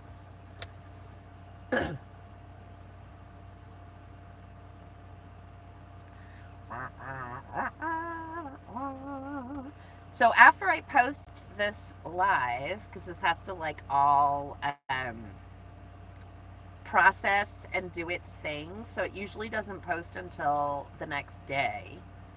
So if you're catching this as the next day, there will be a description box with links where you can go check out my artwork, or if you want to become a member on my Patreon, or if you just want to throw me a couple bucks because you want to help keep things moving along on this project of mine. And I really appreciate all of you who've helped me keep moving forward on this painting all 50 states project. I know it's a 10-year project, it's a long-term thing, and I am hoping to have more of a regular income before the project ends so that I don't have to keep making these announcements. I would like that. That's my goal. Woo! I'm 11. I turned 11 on May 10th. Very proud of that. Congratulations, Gretchen. I'm proud of you too. It's awesome. Woo! Mod 9? Oh! Woo! We got a whole bunch. Dude, I knew I liked you guys for a reason. No, I'm kidding. Oh, Valentine's Day. That's so awesome.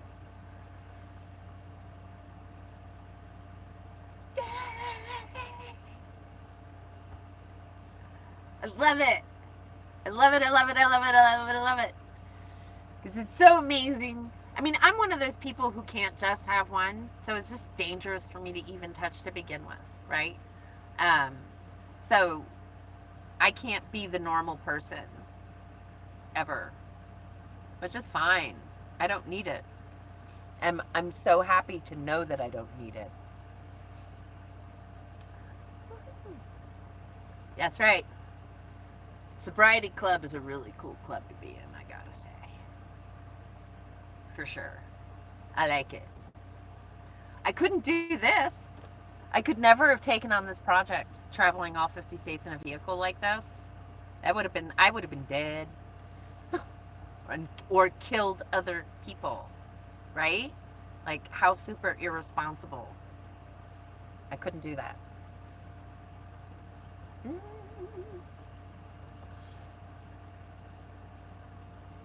Yeah, it's not. It's like, yeah. I can't even. I get you, Maud. I get you.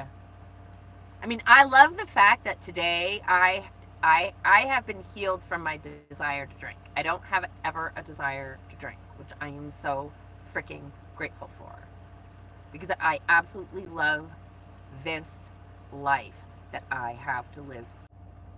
I love this life that I have to live today way more. Yeah, Gretchen, me too. And that's a, you know what? I don't, because that to me isn't. I, you know, I realized very quickly that alcohol was definitely what was destroying my life. And the reasons why I drank were destroying my life. Cannabis has never been life destroying for me, and it has been a helper. It was a way for me to be able to do my homework. It was a way for me to finish projects, and it is still a way for me to regulate when I get super dysregulated. And it also helps me have an appetite, so I will eat. because my brain just thinks eating is a waste of time.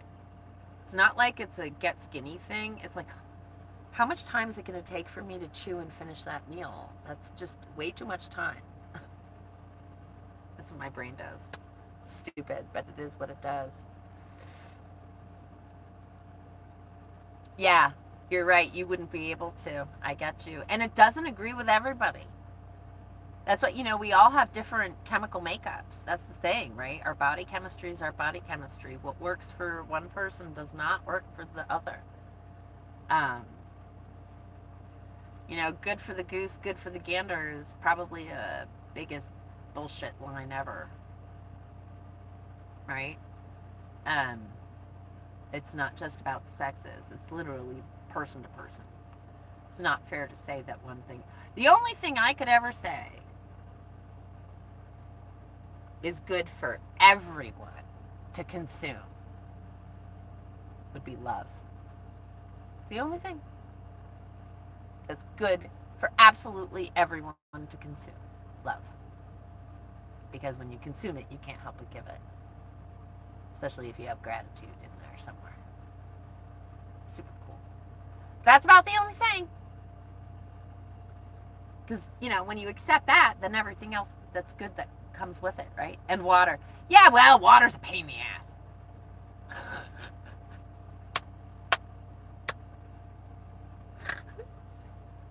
Speaking of which, I guess I should hydrate. All right, everybody, let's hydrate. Everybody hydrate. This is my water bottle. I buy them because they're, I like to reuse them, but, because I do buy Gatorade. But I only put like a little bit in my water because it gives the water a flavor that I like that I'll continue to drink all day long.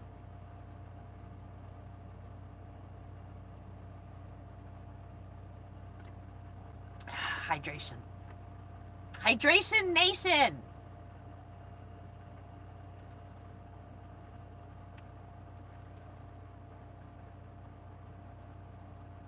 Oh, my brain is making a song. Sorry. Hydrate, good times come on. Sorry, I couldn't not do it. And that was a bad one.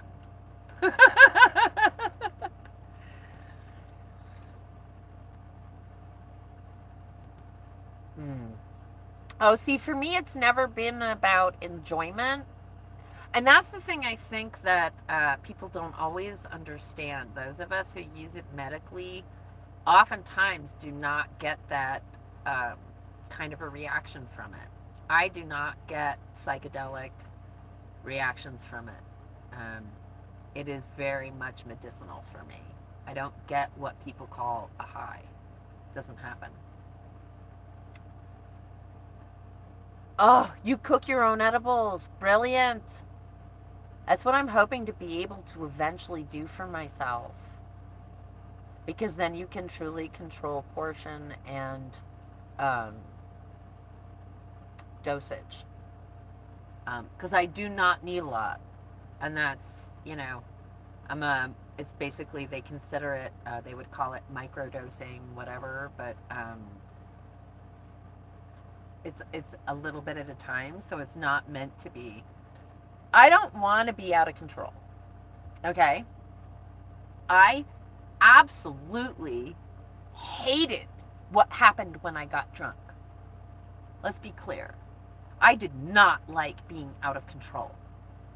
And the reason, I honestly can say the only reason I continued to drink is because my body was like, gimme, gimme, gimme, gimme, gimme, gimme, gimme, right away.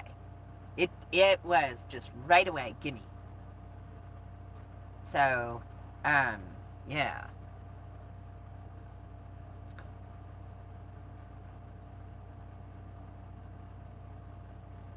That is so perfect, Gretchen. Easy peasy. Yeah, ADHD, too many steps, until I can have designated kitchen area that doesn't have to keep getting put away, then I'll be more into doing stuff like that for myself. Real low. Yeah. Okay. Couple out. That's a lot of butane.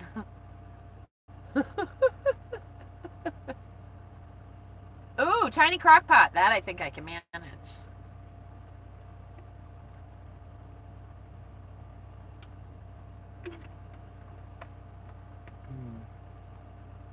Cool. Wow, everybody, I gotta thank you. This whole conversation has just covered like every single base on the planet. I'm loving it. We just having a good time. Having a good time. Oh no. Schlemiel, Haas and Pfeffer Incorporated. Do you know that Penny Marshall came up with that when she was a little kid? They were kids playing on the streets. And that was just a little chant they did when they were kids. That's where that whole Schlemiel thing came from. Penny Marshall's book, I think it's called My Mother Was Nuts. It's freaking awesome. If you can get the audio book, do it. Because listening to her read her book is just out of this world. Burps, farts, and weed. And art. You can't forget the art. We had a whole bunch of art, Gretchen. I was going through my portfolio when this all started.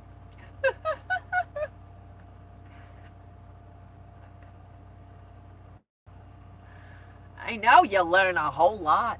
God, I love listening to Penny Marshall. But also I have to be careful because after I listen to her book, I sound like her.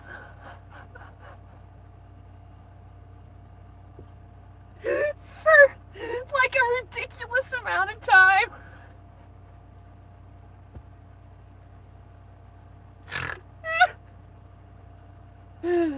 It's crazy.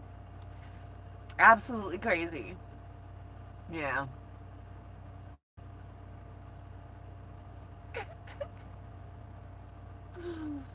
Oh, my nose itches. And I know it's because I have dry skin on my nose. I'm still trying to find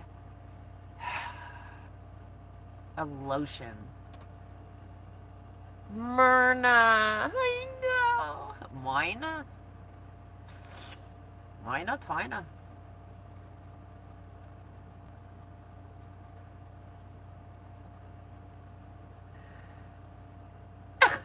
I'm not sure what that means, James. Honestly, I really don't know what that means, and I don't know that I want to know what that means. So, keep it to yourself. Thanks.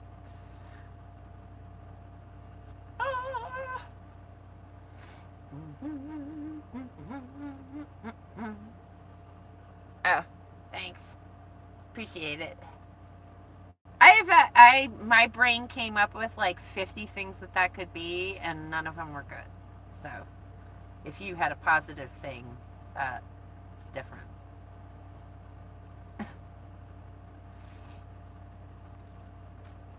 But, let's see. That's all right. I still appreciate you being here. I'm just not an object. I'm a person, so yeah. It's okay. Because we all can figure this out together, right? Ooh, ooh, ooh, ooh.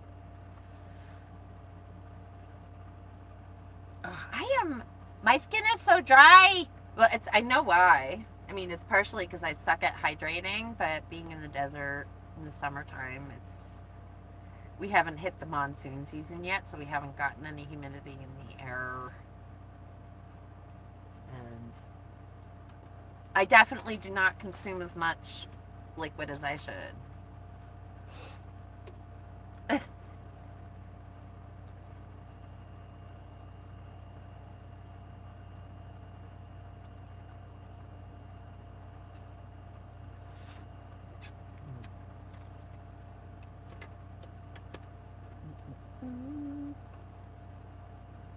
I do have, okay, so a friend made, oh, well, you know Miss Janet.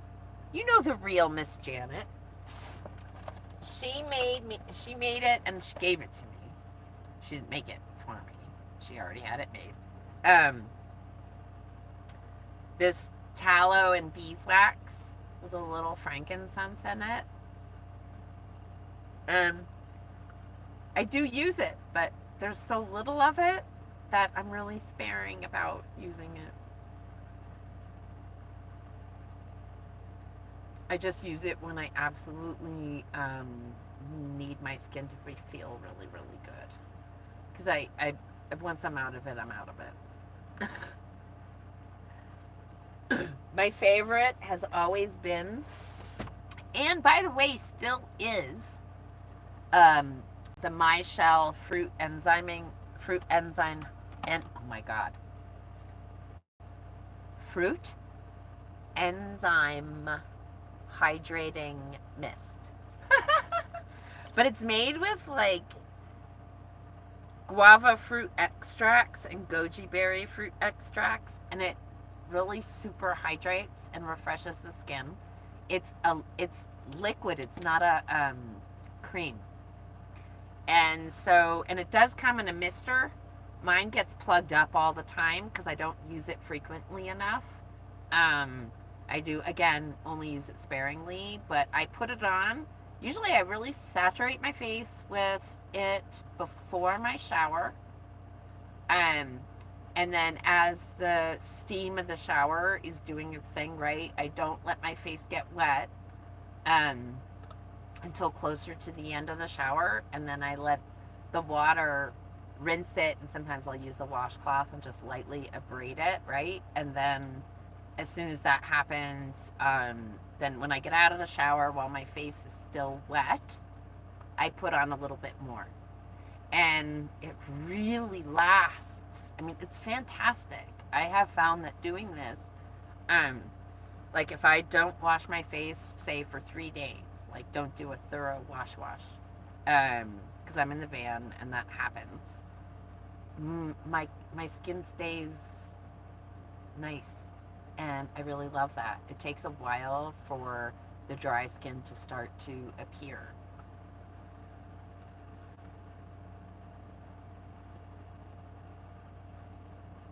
Let's see.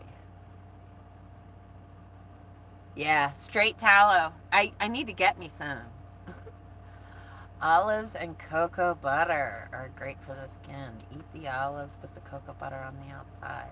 Not the other way around.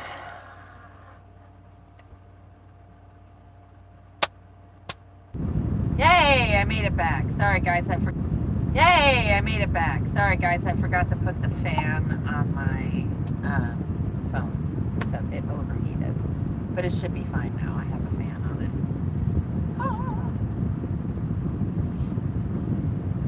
But I used to put olive oil around my eyes, on my eye bags, because I have, like, ever since I was a little kid, I've had them.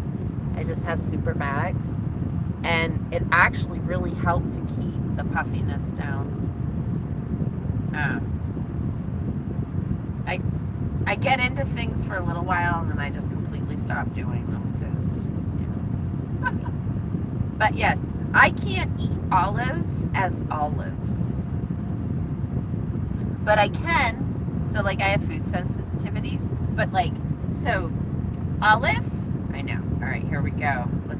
And the fact that nobody figured out that I was autistic. Sorry, I have to remember, nobody was looking for autism in girls when I was growing up, so I have to remember that.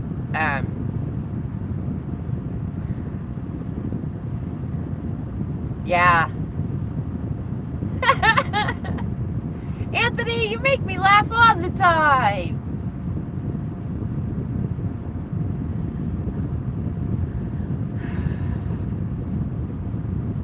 I am not a fish.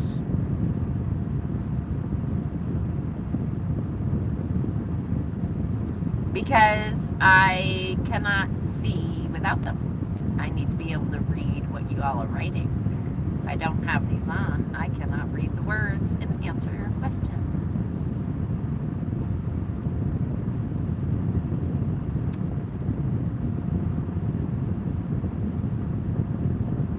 washing with lemons.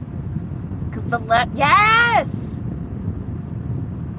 Yes! Lemon? Ah! The citrus is so good. I mean, I wouldn't do it all the time. But like if you have, like I have found that when I've been out and I have extra greasy stuff on my hands and I can't get it off, lemon juice, straight from the lemon, not out of the bottle though. You gotta just rub the lemon on your hands and it cuts the grease, and then you can rinse them with water. It's amazing. I love, love, love that. I've never tried using lemon on the rest of my body though. I gotta try it because I bet it's really great. Also, not only for cleansing the pores, but for removing the dead skin. I bet it's an awesome exfoliant. Maybe add a little sugar to it so that it has a little scrub quality. Lemon scrub. Sprinkle a little lemon on the half cut, sprinkle a little sugar on the half cut lemon, and just rub away. Maybe. I don't know. It could work. It could work. Who knows?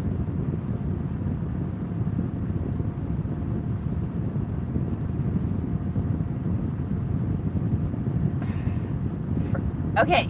First name. Hi, first name. That vegan teacher. Who's the vegan teacher? It's not me. I'm not vegan. I don't want to give off that impression. I'm not against it. I think it's amazing when someone can be. I'm just not. No, I don't give out my phone number, James. And if you'd like to hang out in this chat, I suggest you stop being so forward. I'm not here to date anyone. Do you understand? James, if you would like to stay, you will need to stop.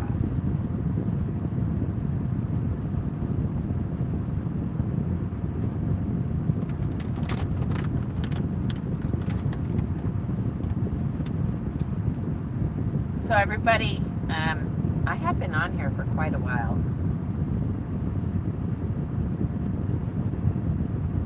Yes, you're right, Anthony.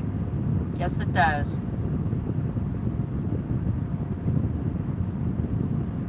You're right.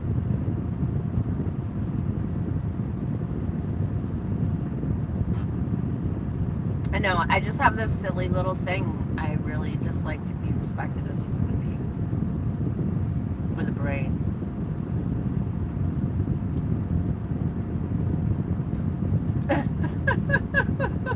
I love that you're old too. We're all old peeps here. Everybody's over 50, I think. Is that what I got going on here? The over 50 crowd? I'm so cool with that. Although I gotta tell you guys, when I worked at the grocery store, working with all the kids, like I call them kids only because I could have given birth to them.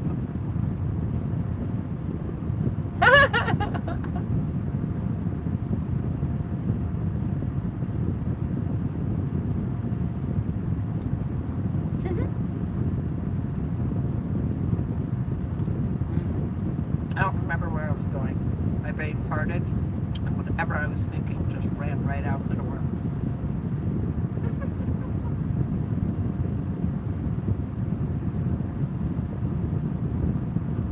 Well, I have decided. Oh, that's what I was saying. When I was working at the grocery store, I got to work with all these people who were under the age of 30. Most of them were in their early 20s, late teens. I learned a shit ton from these kids. They opened me up in a very big way that was totally necessary. And they totally educated me. And I'm so grateful to them for it. And I love them with all my heart for doing it. I am who I am today because they influenced me.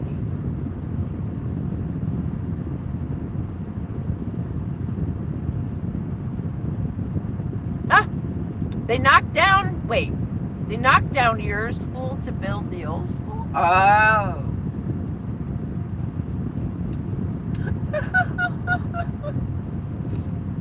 That's funny. That's really funny.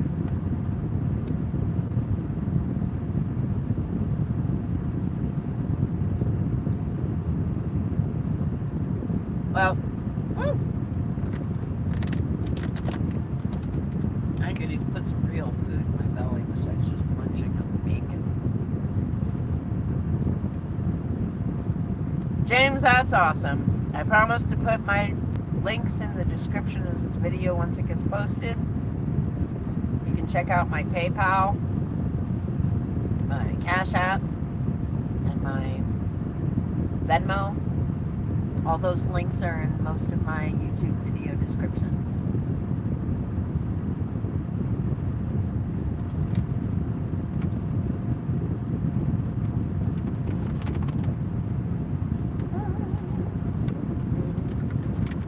Oh, I was humming that. Yeah, I have that stuck in my head, and it's, I'm happy to have it stuck in my head. I always suggest for reading, if people like to, I listen to books, I don't read them because I'm dyslexic, and it's too frustrating. It's not an enjoyable experience. One of my favorite books to listen to and re-listen to is The Tao of Pooh. Hey, Gretchen, welcome back. Oh, I didn't think I was going to be spending this much time in here, but I'm enjoying all of you. This is so awesome. Oh. Well, honey, if you want to steal $500 from me, it means I actually have to have $500. And right now I got 85 cents in my account, so good luck with that.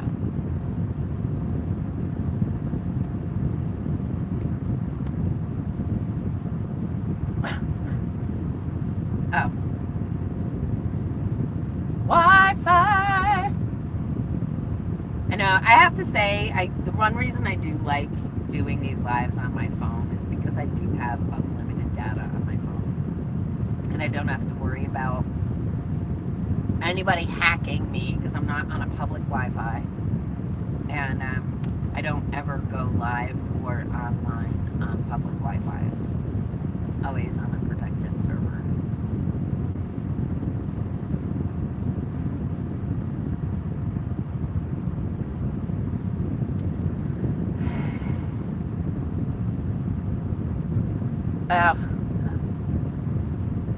Well, everybody, I think I'm gonna say goodbye to James. What do you think? I think we should just say goodbye to James.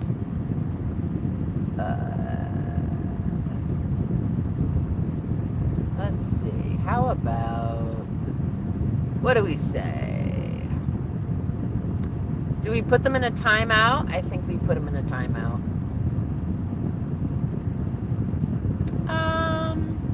Gonna give him 24 hours to think about his inability to control his typing.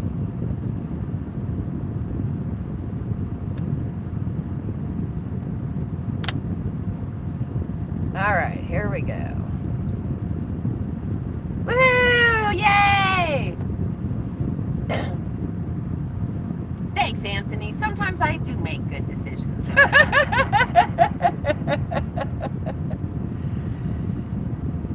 Oh dear. There they are again. Let's get rid of them. Alright, so we're just going to hide that one altogether. So Sunday, I guess I need to get a moderator. I'm going to have to do that. This is the first time I've ever had somebody come in and do this. So, but there's a first for everything. So, right? Oh, Maud, I love you. Okay, so we'll set that up maybe for the next time. Because, yeah, I think I definitely could use a moderator. You know, I mean, I don't have a problem. It doesn't make me feel uncomfortable when people say the things. But if they can't control themselves, I just really would rather not have them be around. because none of us need that. Maybe a round of applause for Maud. We have a fun group here, I think. Oh, I have to remember. I cannot forget. Oh, I keep forgetting because this is on it. Y'all are gonna kind of go down a little bit. Sorry. Because I was using my thing to boost the camera and I need it now. Oops. Oh no! My whole setup fell over. I agree. Because we are having a lot of fun and I don't like to have to answer to all of that.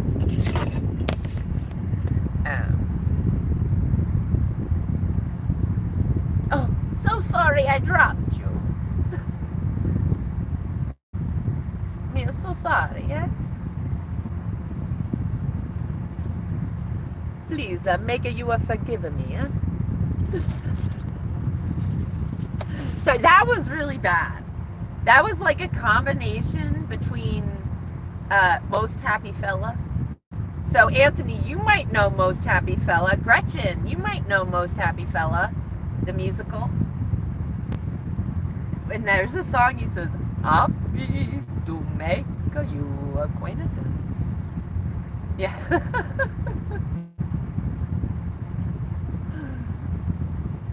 But my favorite song came from that show. And it was when, oh gosh, I can't remember the main female character's name, but she's the waitress. And she's like, my feet, my poor, poor feet. She's talking about being on her feet all day long. That's it. That's all that stays in my head. It's just that little phrase. I don't get to remember the rest of it.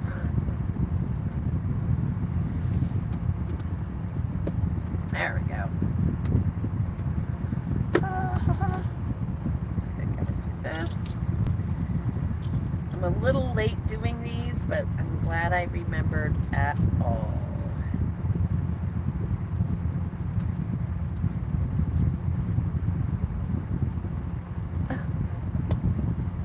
Well, I was working with the under 30 crowd. It wasn't a camping experience. It was a work experience.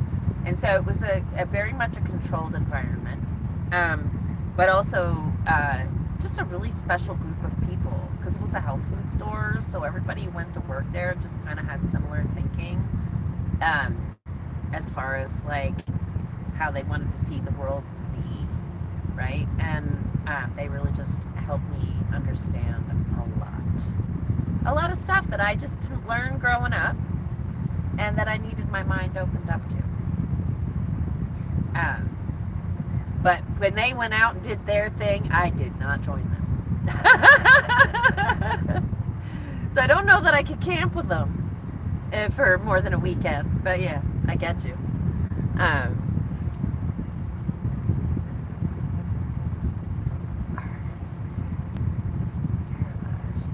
Fashion design now lives in Mexico. No. But I will. I'm right. Wait, let me do this first because I can't forget. Because I have to remember to take my medication.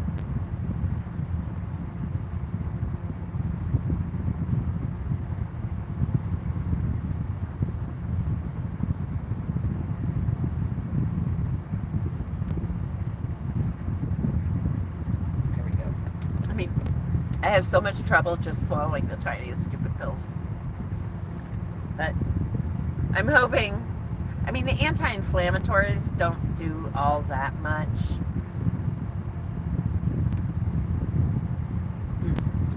Right, I want to write her name down. Where's my notebook? This is me calling my notebook.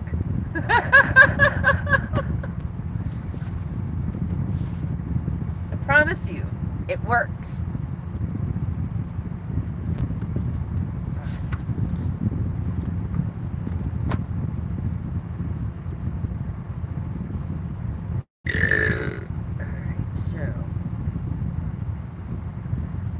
suggestion from Anthony.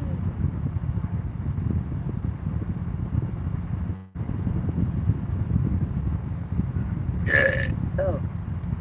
So, trip.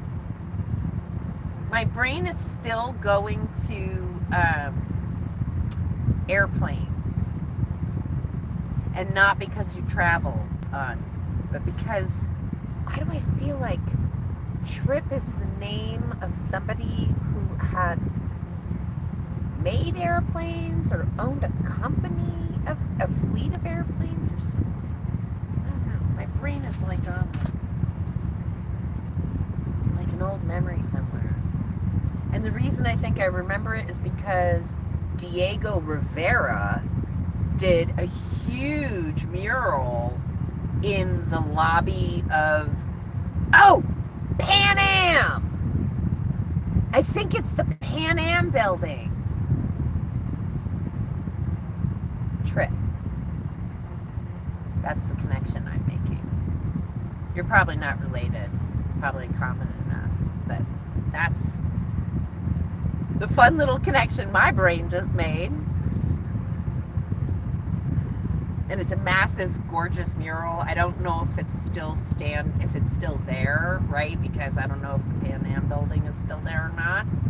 If they destroyed the Pan Am building, I hope they dismantled that mural and put it someplace else because it was amazing. Oh, it's your stage name. Okay, that's cool. I have to use my real name because I'm an artist and I'm writing a book. And I just figured I gotta be me. But I still want to write down the name of that artist. Is that Tara? Is that how it's pronounced? Tara Taraba?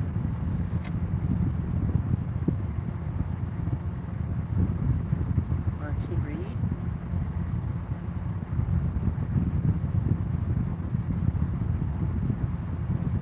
I'm gonna look her up.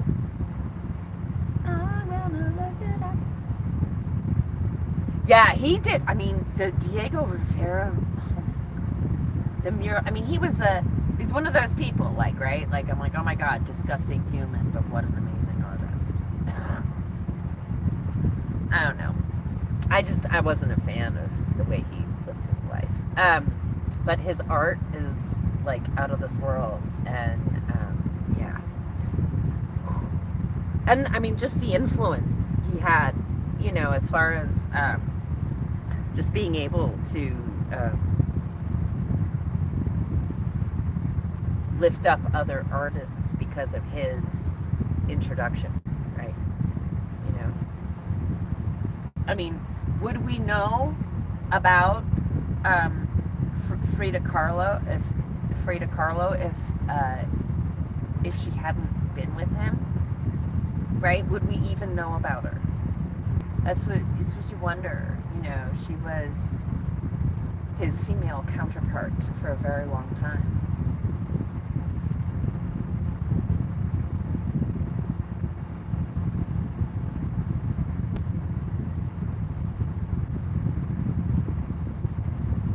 You're talking about Tara Taraba, right? I think.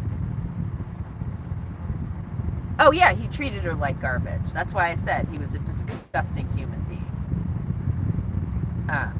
I have no respect for him as a human being at all. But I wonder if we would have known about Frida Kahlo at all had she not been attached to this giant male ego. I thought that's who you were talking about, Anthony. I thought so. I just wanted to double check. That's kind of interesting. Andy Warhol, man. I was never, like, for the longest time, I'm like, I do not get him. I couldn't wrap my brain around him, and now I get him. And I, like, want to I wish I could pat him on the back and be like, I love you for doing what you did, because he basically gave the art world a big middle finger.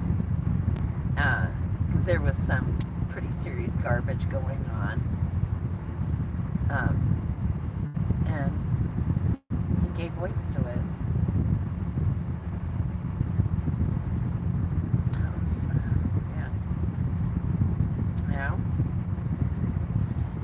I never consider myself somebody who's painting politically or anything along those lines.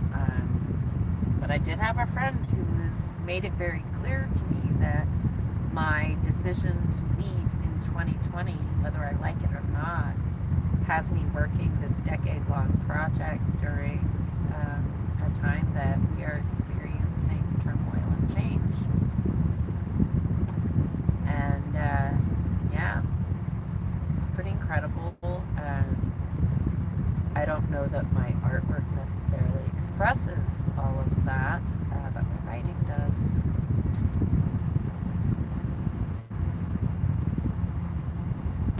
Yes, she was very bold.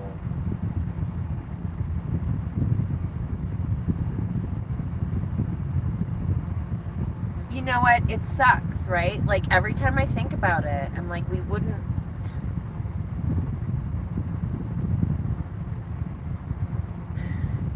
It sucks that so much great art came out of trauma.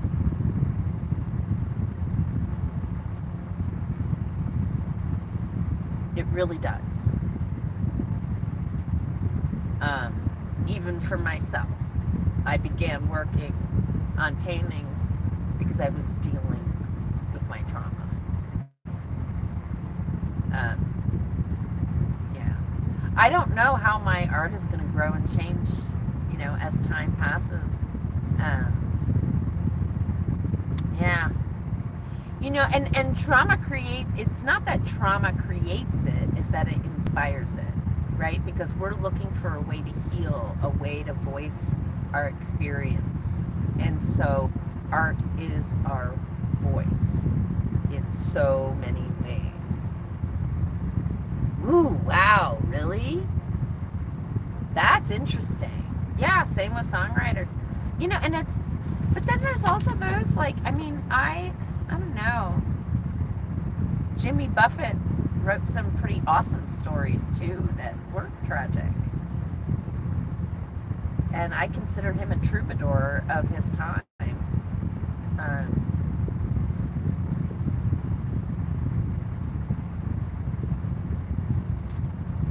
You know, I feel like,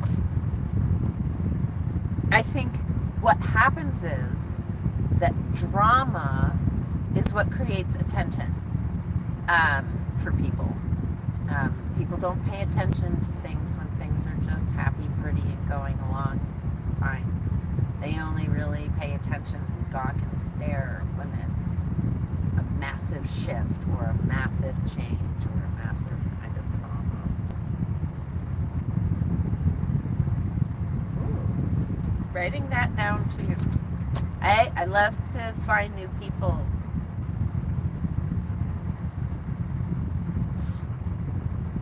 Bridget Downey.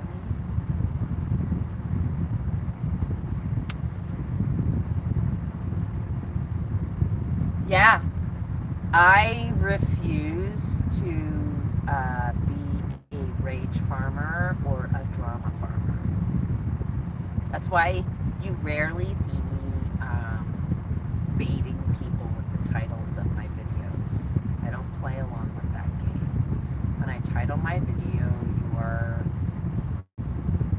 you're being invited into my world, and sometimes it will be pretty blatant. Like, if my vehicle is broken down, I'm going to say my vehicle is broken down, right? But I'm not going to be like, I'm not a drama farmer or a rage farmer. And if I find people doing that in my comments, I block them, as you saw. So. New Mexico loves creatives. Do you know, I have found this. Like, I always heard it, right? Like, I didn't really realize it, but this state truly loves their creatives and celebrates them and holds them up. It's a great state to be in if you're a creative. and it's affordable to live in. I mean, you could live in the fancy parts of the state if you wanted to, right? Santa Fe, Taos, pretty expensive to live out there. But, you know, I mean, Cruces has an amazing art community and lots of things going on, and is an affordable place to be. Las Cruces.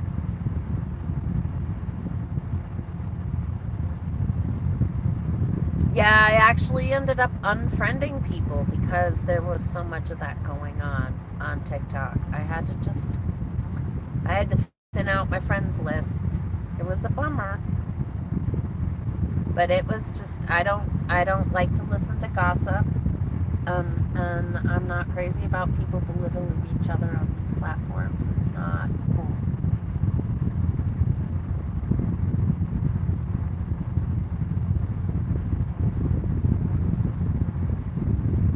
Maud!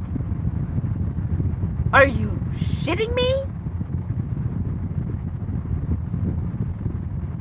As a backup, I'd be like, that'd be my home base. Not a backup.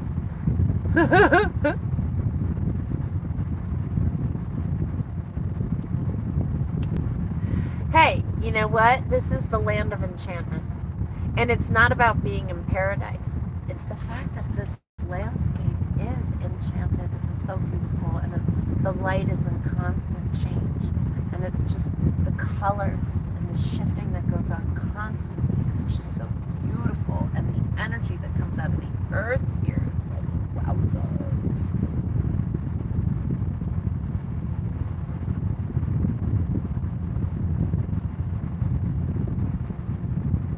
Permaculture practice is going to be tough. Remember, stick with what grows locally. I know you already know that. But you will want to be thoughtful and careful about that. Permaculture out here is tricky.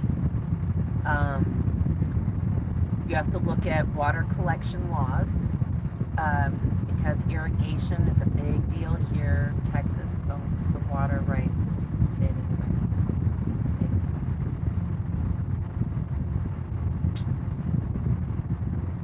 I think also they have a limit on rain catching, unfortunately, because there's so limited rain,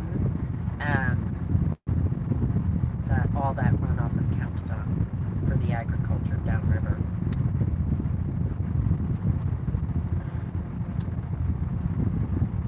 Oh, cool. Well, Tucson is a different climate. Just make sure. Yes. Oh, okay. I see what you're saying. Yup. For sure. But definitely remember, with every change of elevation and, like, it all changes. So if you're, you know. I don't have to tell you. I'm preaching to the fucking choir. I get it.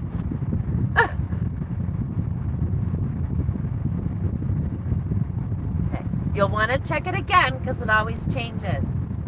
Just be sure, check it again. I know that there are rainwater restrictions here, and we're just an hour south of that. So, I mean, I'm in Sierra County where I am, and I don't think that would be where you were talking about as a part of. Every county has its different practices, right? High Plains Desert. Yeah. Okay. Cool. Yeah, but you're going to certainly have to get creative about your water and what you're choosing to grow. But I would definitely, prickly pear cactus is so fucking edible, right? Like, all of it, for the most part, you can use. It's pretty awesome. There are some pretty awesome. That's the only one that's coming to my brain. Then there's others that's like the roots are what you want. Got to be aware that desert sweet potato, that's toxic.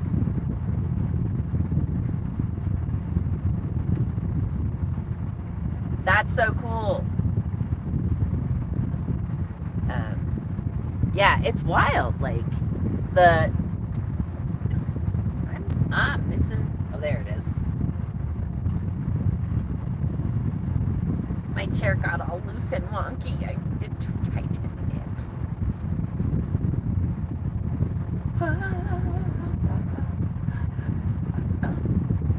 I mean, I don't know a ton about permaculture farming.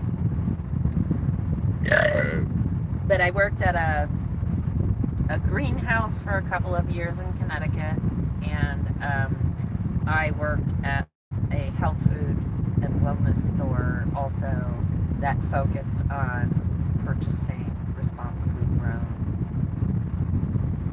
produce as well as animals. So that everything I had to know to just be a part of those things is where my knowledge comes from. So it's not recent knowledge. So if things are updated, that's amazing. But I do understand that permaculture is about working with what grows naturally where you are, and about no-till farming, right? Creating a biodiversity and keeping, all the natural things in the soil that need to do what they do. It's like, I don't know, I've had people who try to grow water-based vegetables and stuff and fruits like watermelon and tomatoes. They would need to irrigate that stuff like crazy. And it's really not responsible to be growing them in a desert environment.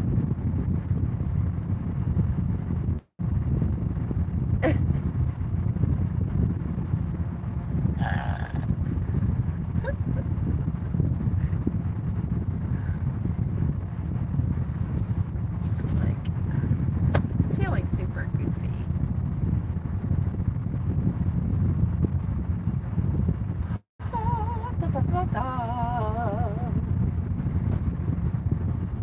Alright. I think it's time.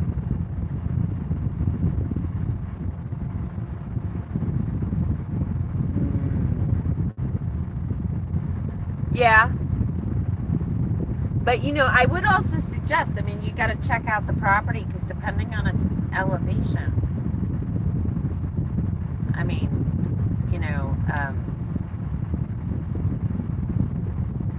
I know that mullein grows at different elevations around here as well. But it's like looking for pine nuts, right? It's from the pinyon pines, right? It's foraging for... it's just basically changing your entire understanding of food. It's a lot of work.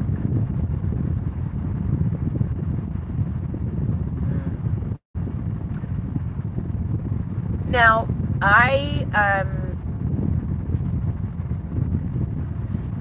I'm not opposed, and I think a lot of people are not opposed to doing controlled greenhouse growing for things of that nature. Just east of the Rio. Oh, wow. Oh, you might be in a really good spot for growing that.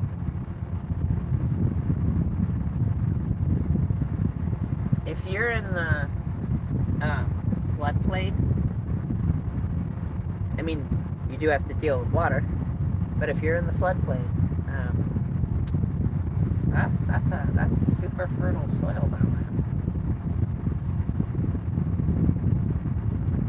That's one of the coolest parts about driving through New Mexico, is like you can see where the water is. You can see where there's water.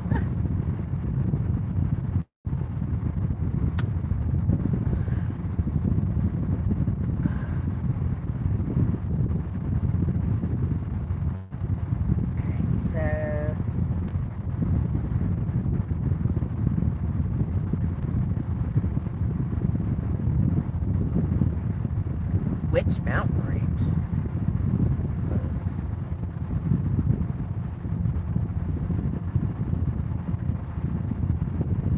Wow. Did he survive? Did he survive the walking out?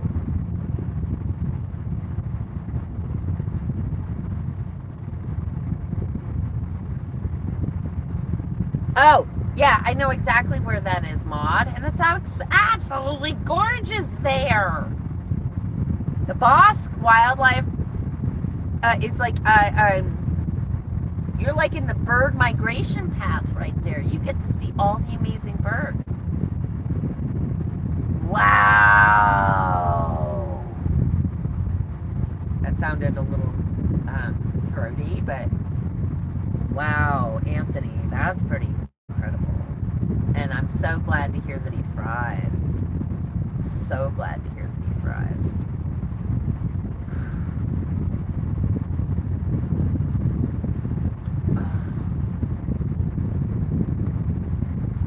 That's like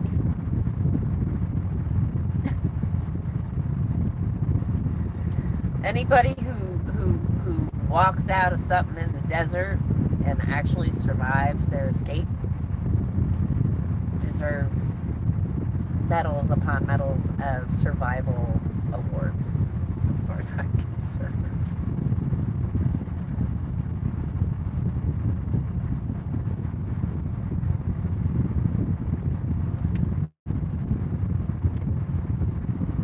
Manzano. I mean, I know there's Spanish names, but they always come out of my mouth more Italian than they come out Spanish sometimes. Like, we have Monticello, right? But my brain wants to say Monticello.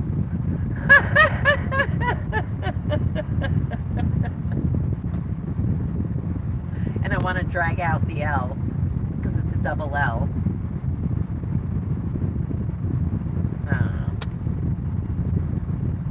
Actually, I don't think it's spelled with a double L. I think my brain just wants it to have a double L.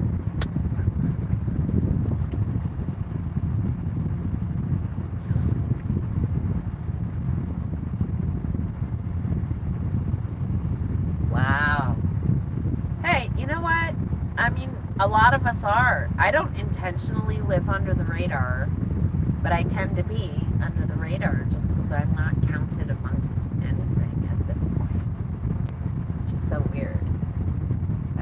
But maybe I also feel like that might be a good thing right now. Yeah, I don't know, English to me is one of the least pretty languages.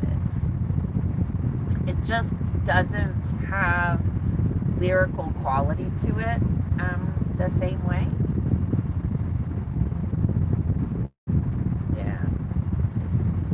I don't always want to be under the radar because there's things that are helpful to me if I'm not under the radar, like getting assistance and stuff, because I do need it.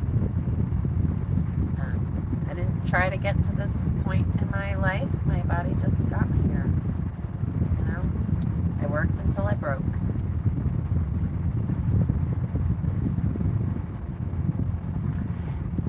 English, yeah. And I mean, it's got a Germanic base to it, right? And it has all of these borrowed words from other languages that make it feel more lyrical, but they're not actually derived from English, so they're not considered part. I mean, they are considered part of English, but they're not equal words. So, yeah. I don't know. I grew up singing classical music, and so I sang German, French, Italian, Spanish.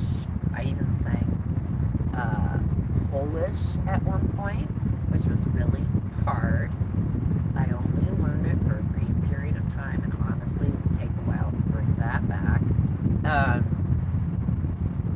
But I learned how to sing in these other languages, and I had conductors who were super anal about the pronunciation of the words so that we would be pronouncing the language correctly. Manzano. Yeah. See, that's why I say it that way. I knew. Somewhere inside me, I already knew it was Italian. I must have been Italian in a former life. I'm pretty sure that could be possible. Actually, Anthony and my favorite book series, I'm listening to it right now. I started listening to it years ago, and now I'm starting back at the beginning again of it. All right, so it's by, Elena something.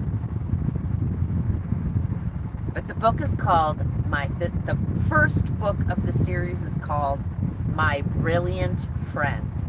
And it is actually, these books are translated from Italian. And the main characters all grew up in Naples. And it's just awesome because it's her memoir, basically. And she writes about her experience and this friend of hers who is her brilliant friend, who, by my guess, re-listening to this book now with all that I know, was probably autistic. And I just find that amazing too. But she was this, it's just, what's fabulous is how it takes you back to Naples just after World War II. So it's in the 50s, late 40s and 50s. And so there's still a whole lot of, and it's so good. And it really helps, like, understanding, especially Nepalese culture, because it is so different from the Italian, like, you know, we forget, like, we're Americans, so we're like, Italy's Italy, it's all spaghetti. No, it's, right? Like, so, and same thing, people generalize about the United States. It's all burgers and pizza. But it's not, because we all got different cultures and stuff going on that were influenced by the different people who lived there over time, right? And Naples has its absolutely own way of existing, being, right? And from what I understood from my father, who worked for Gucci once upon a time, that's also where a lot of my Italian influence comes from. My father used to work for Aldo, like the big man, before the boys took over. So I understand all of the different, and yeah, and the cooking. Oh my God, the food differences are absolutely out of this world. Like, oh my gosh, spaghetti is like, oh my God, I gotta have it. I want it all the time. Hey, you know, like, oh my God, that was like, I never had it before. When I had it, I never want to go back. I'm like, oh my God, that is the most gorgeous, delicious pastry that ever existed on the planet. I don't know, ever, maybe. And I haven't had it in 10 years, and, or no, 9 years. So, and I ain't gonna find it here in New Mexico. I am not a Christian. I am agnostic. But that's a personal question. I have no problem saying it, but that is a very personal question, just so you know.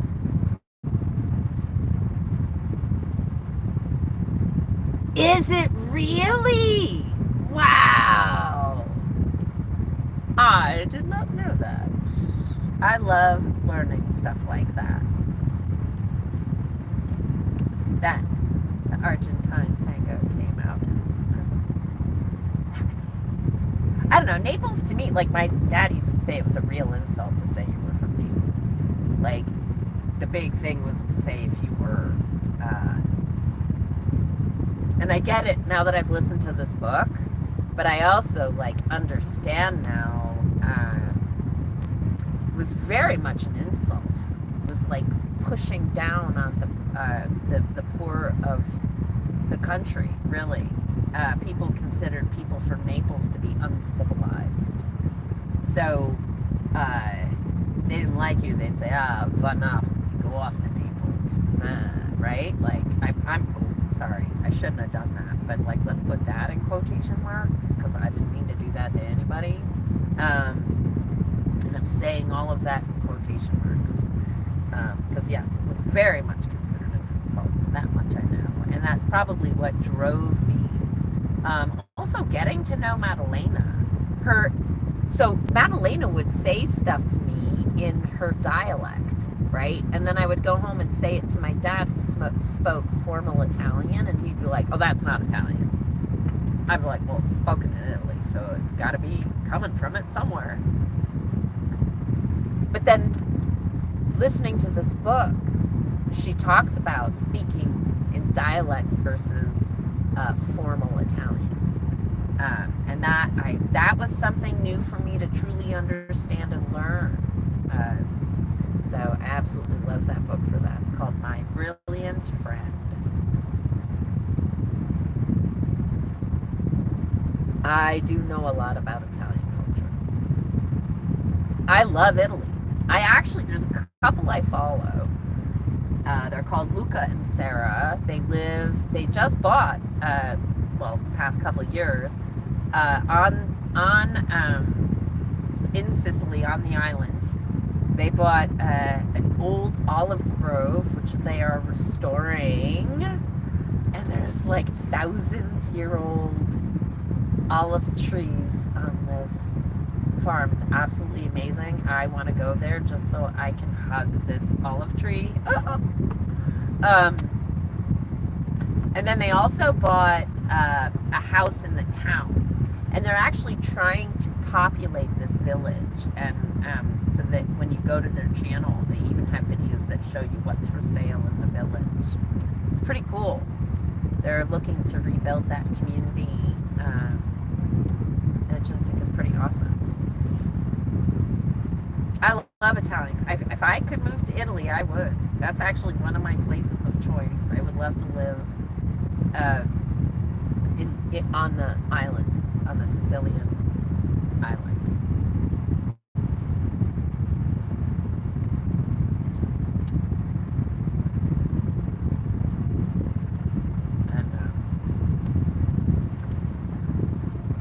And it's just because I'd want to be painting it all day long. And I have, yeah. All of the times that I've gotten to visit Italy, the thing that always got me is especially when you're walking through the villages, like, let's get out of Rome, go to like the small villages, and even if you go to Assisi, right? If you go to Assisi and you spend time there, you'll find there's like little villages on the outside of the main city, and that's where to go. Like, go on the outskirts, go to the outskirts, check out the outskirts, just walk up and down those streets. There is never a moment where you do not see art and creativity. It is everywhere, all around you, all of the time, and I just had such a deep connection to the land there. It felt so real to me and good to me, which is why I do think I probably have some sort of past life connection. I had an experience when I was outside of Assisi, and I absolutely loved it. My desire, I always was on planned trips, right? Like, they were all church trips from when I was a churchgoer. And so I didn't have freedom to go where I wanted. I had very little freedom to do anything I wanted to do on those trips. But it basically teased the heck out of this, like, I just want to consume art always, all the time. And it definitely sparks me. Yeah. But I also love... and it's also what I love about the Mexican culture too. Just the come, eat, be a part of the family. What are you doing? You sit, you're here. Let me love you with food. I'll feed you. What? Do you need a place to stay? Here, come on, we got us someplace in the back. We can set you up for a little bit if you need it, whatever. I don't know. I just always feel like those cultures are so loving and welcoming when you get around the table, and I love that. That's what I think. you know, with most cultures, that's the best way to get to know a culture is through the food. Start with the food. And then it just expands and grows from there. And the more that we appreciate all of the cultures, the less likely we are going to have trouble down the road. Appreciation of what every one of us has to offer is what matters. And what we have to offer is not always tangible. It doesn't necessarily mean it does not have value. Value does not mean cha-ching. So I do not equate value with money.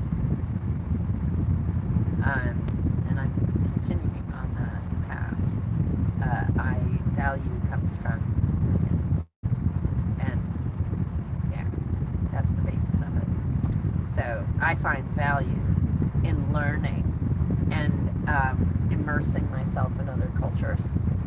I find that to be, it's one of the reasons like getting in the van changed me, right? I wanted to know all the different cultures that exist in this country. And it has broadened me beautifully. And not in a negative way. You know, it's broadened me in the most open, welcoming way. It's made me more open. It's made me more willing to participate.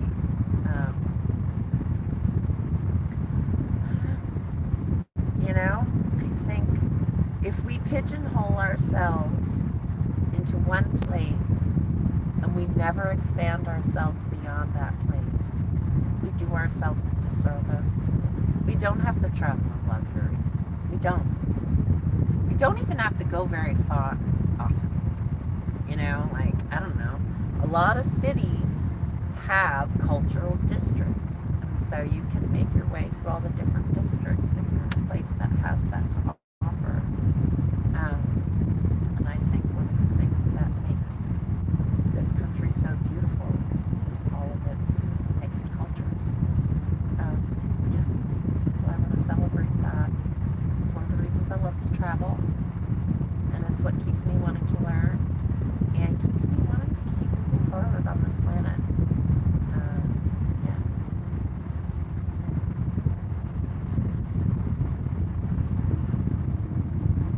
So, okay, I definitely now have to use the bathroom.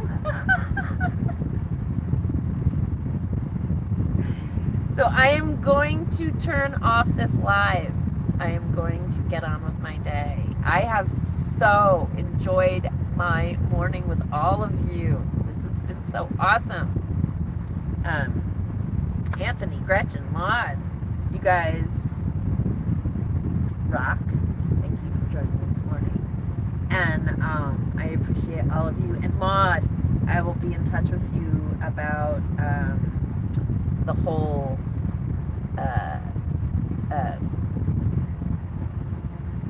you know, monitoring thing for the future. That was such an awesome offer of you to make. I really appreciate it. All right, bye, Damon. Also. All right, everybody, we'll see you next time. It might be next week, it might be the week after, but I'll definitely give you all as much of a heads up as I can. You too, Maud. Be well, all of you. Be well.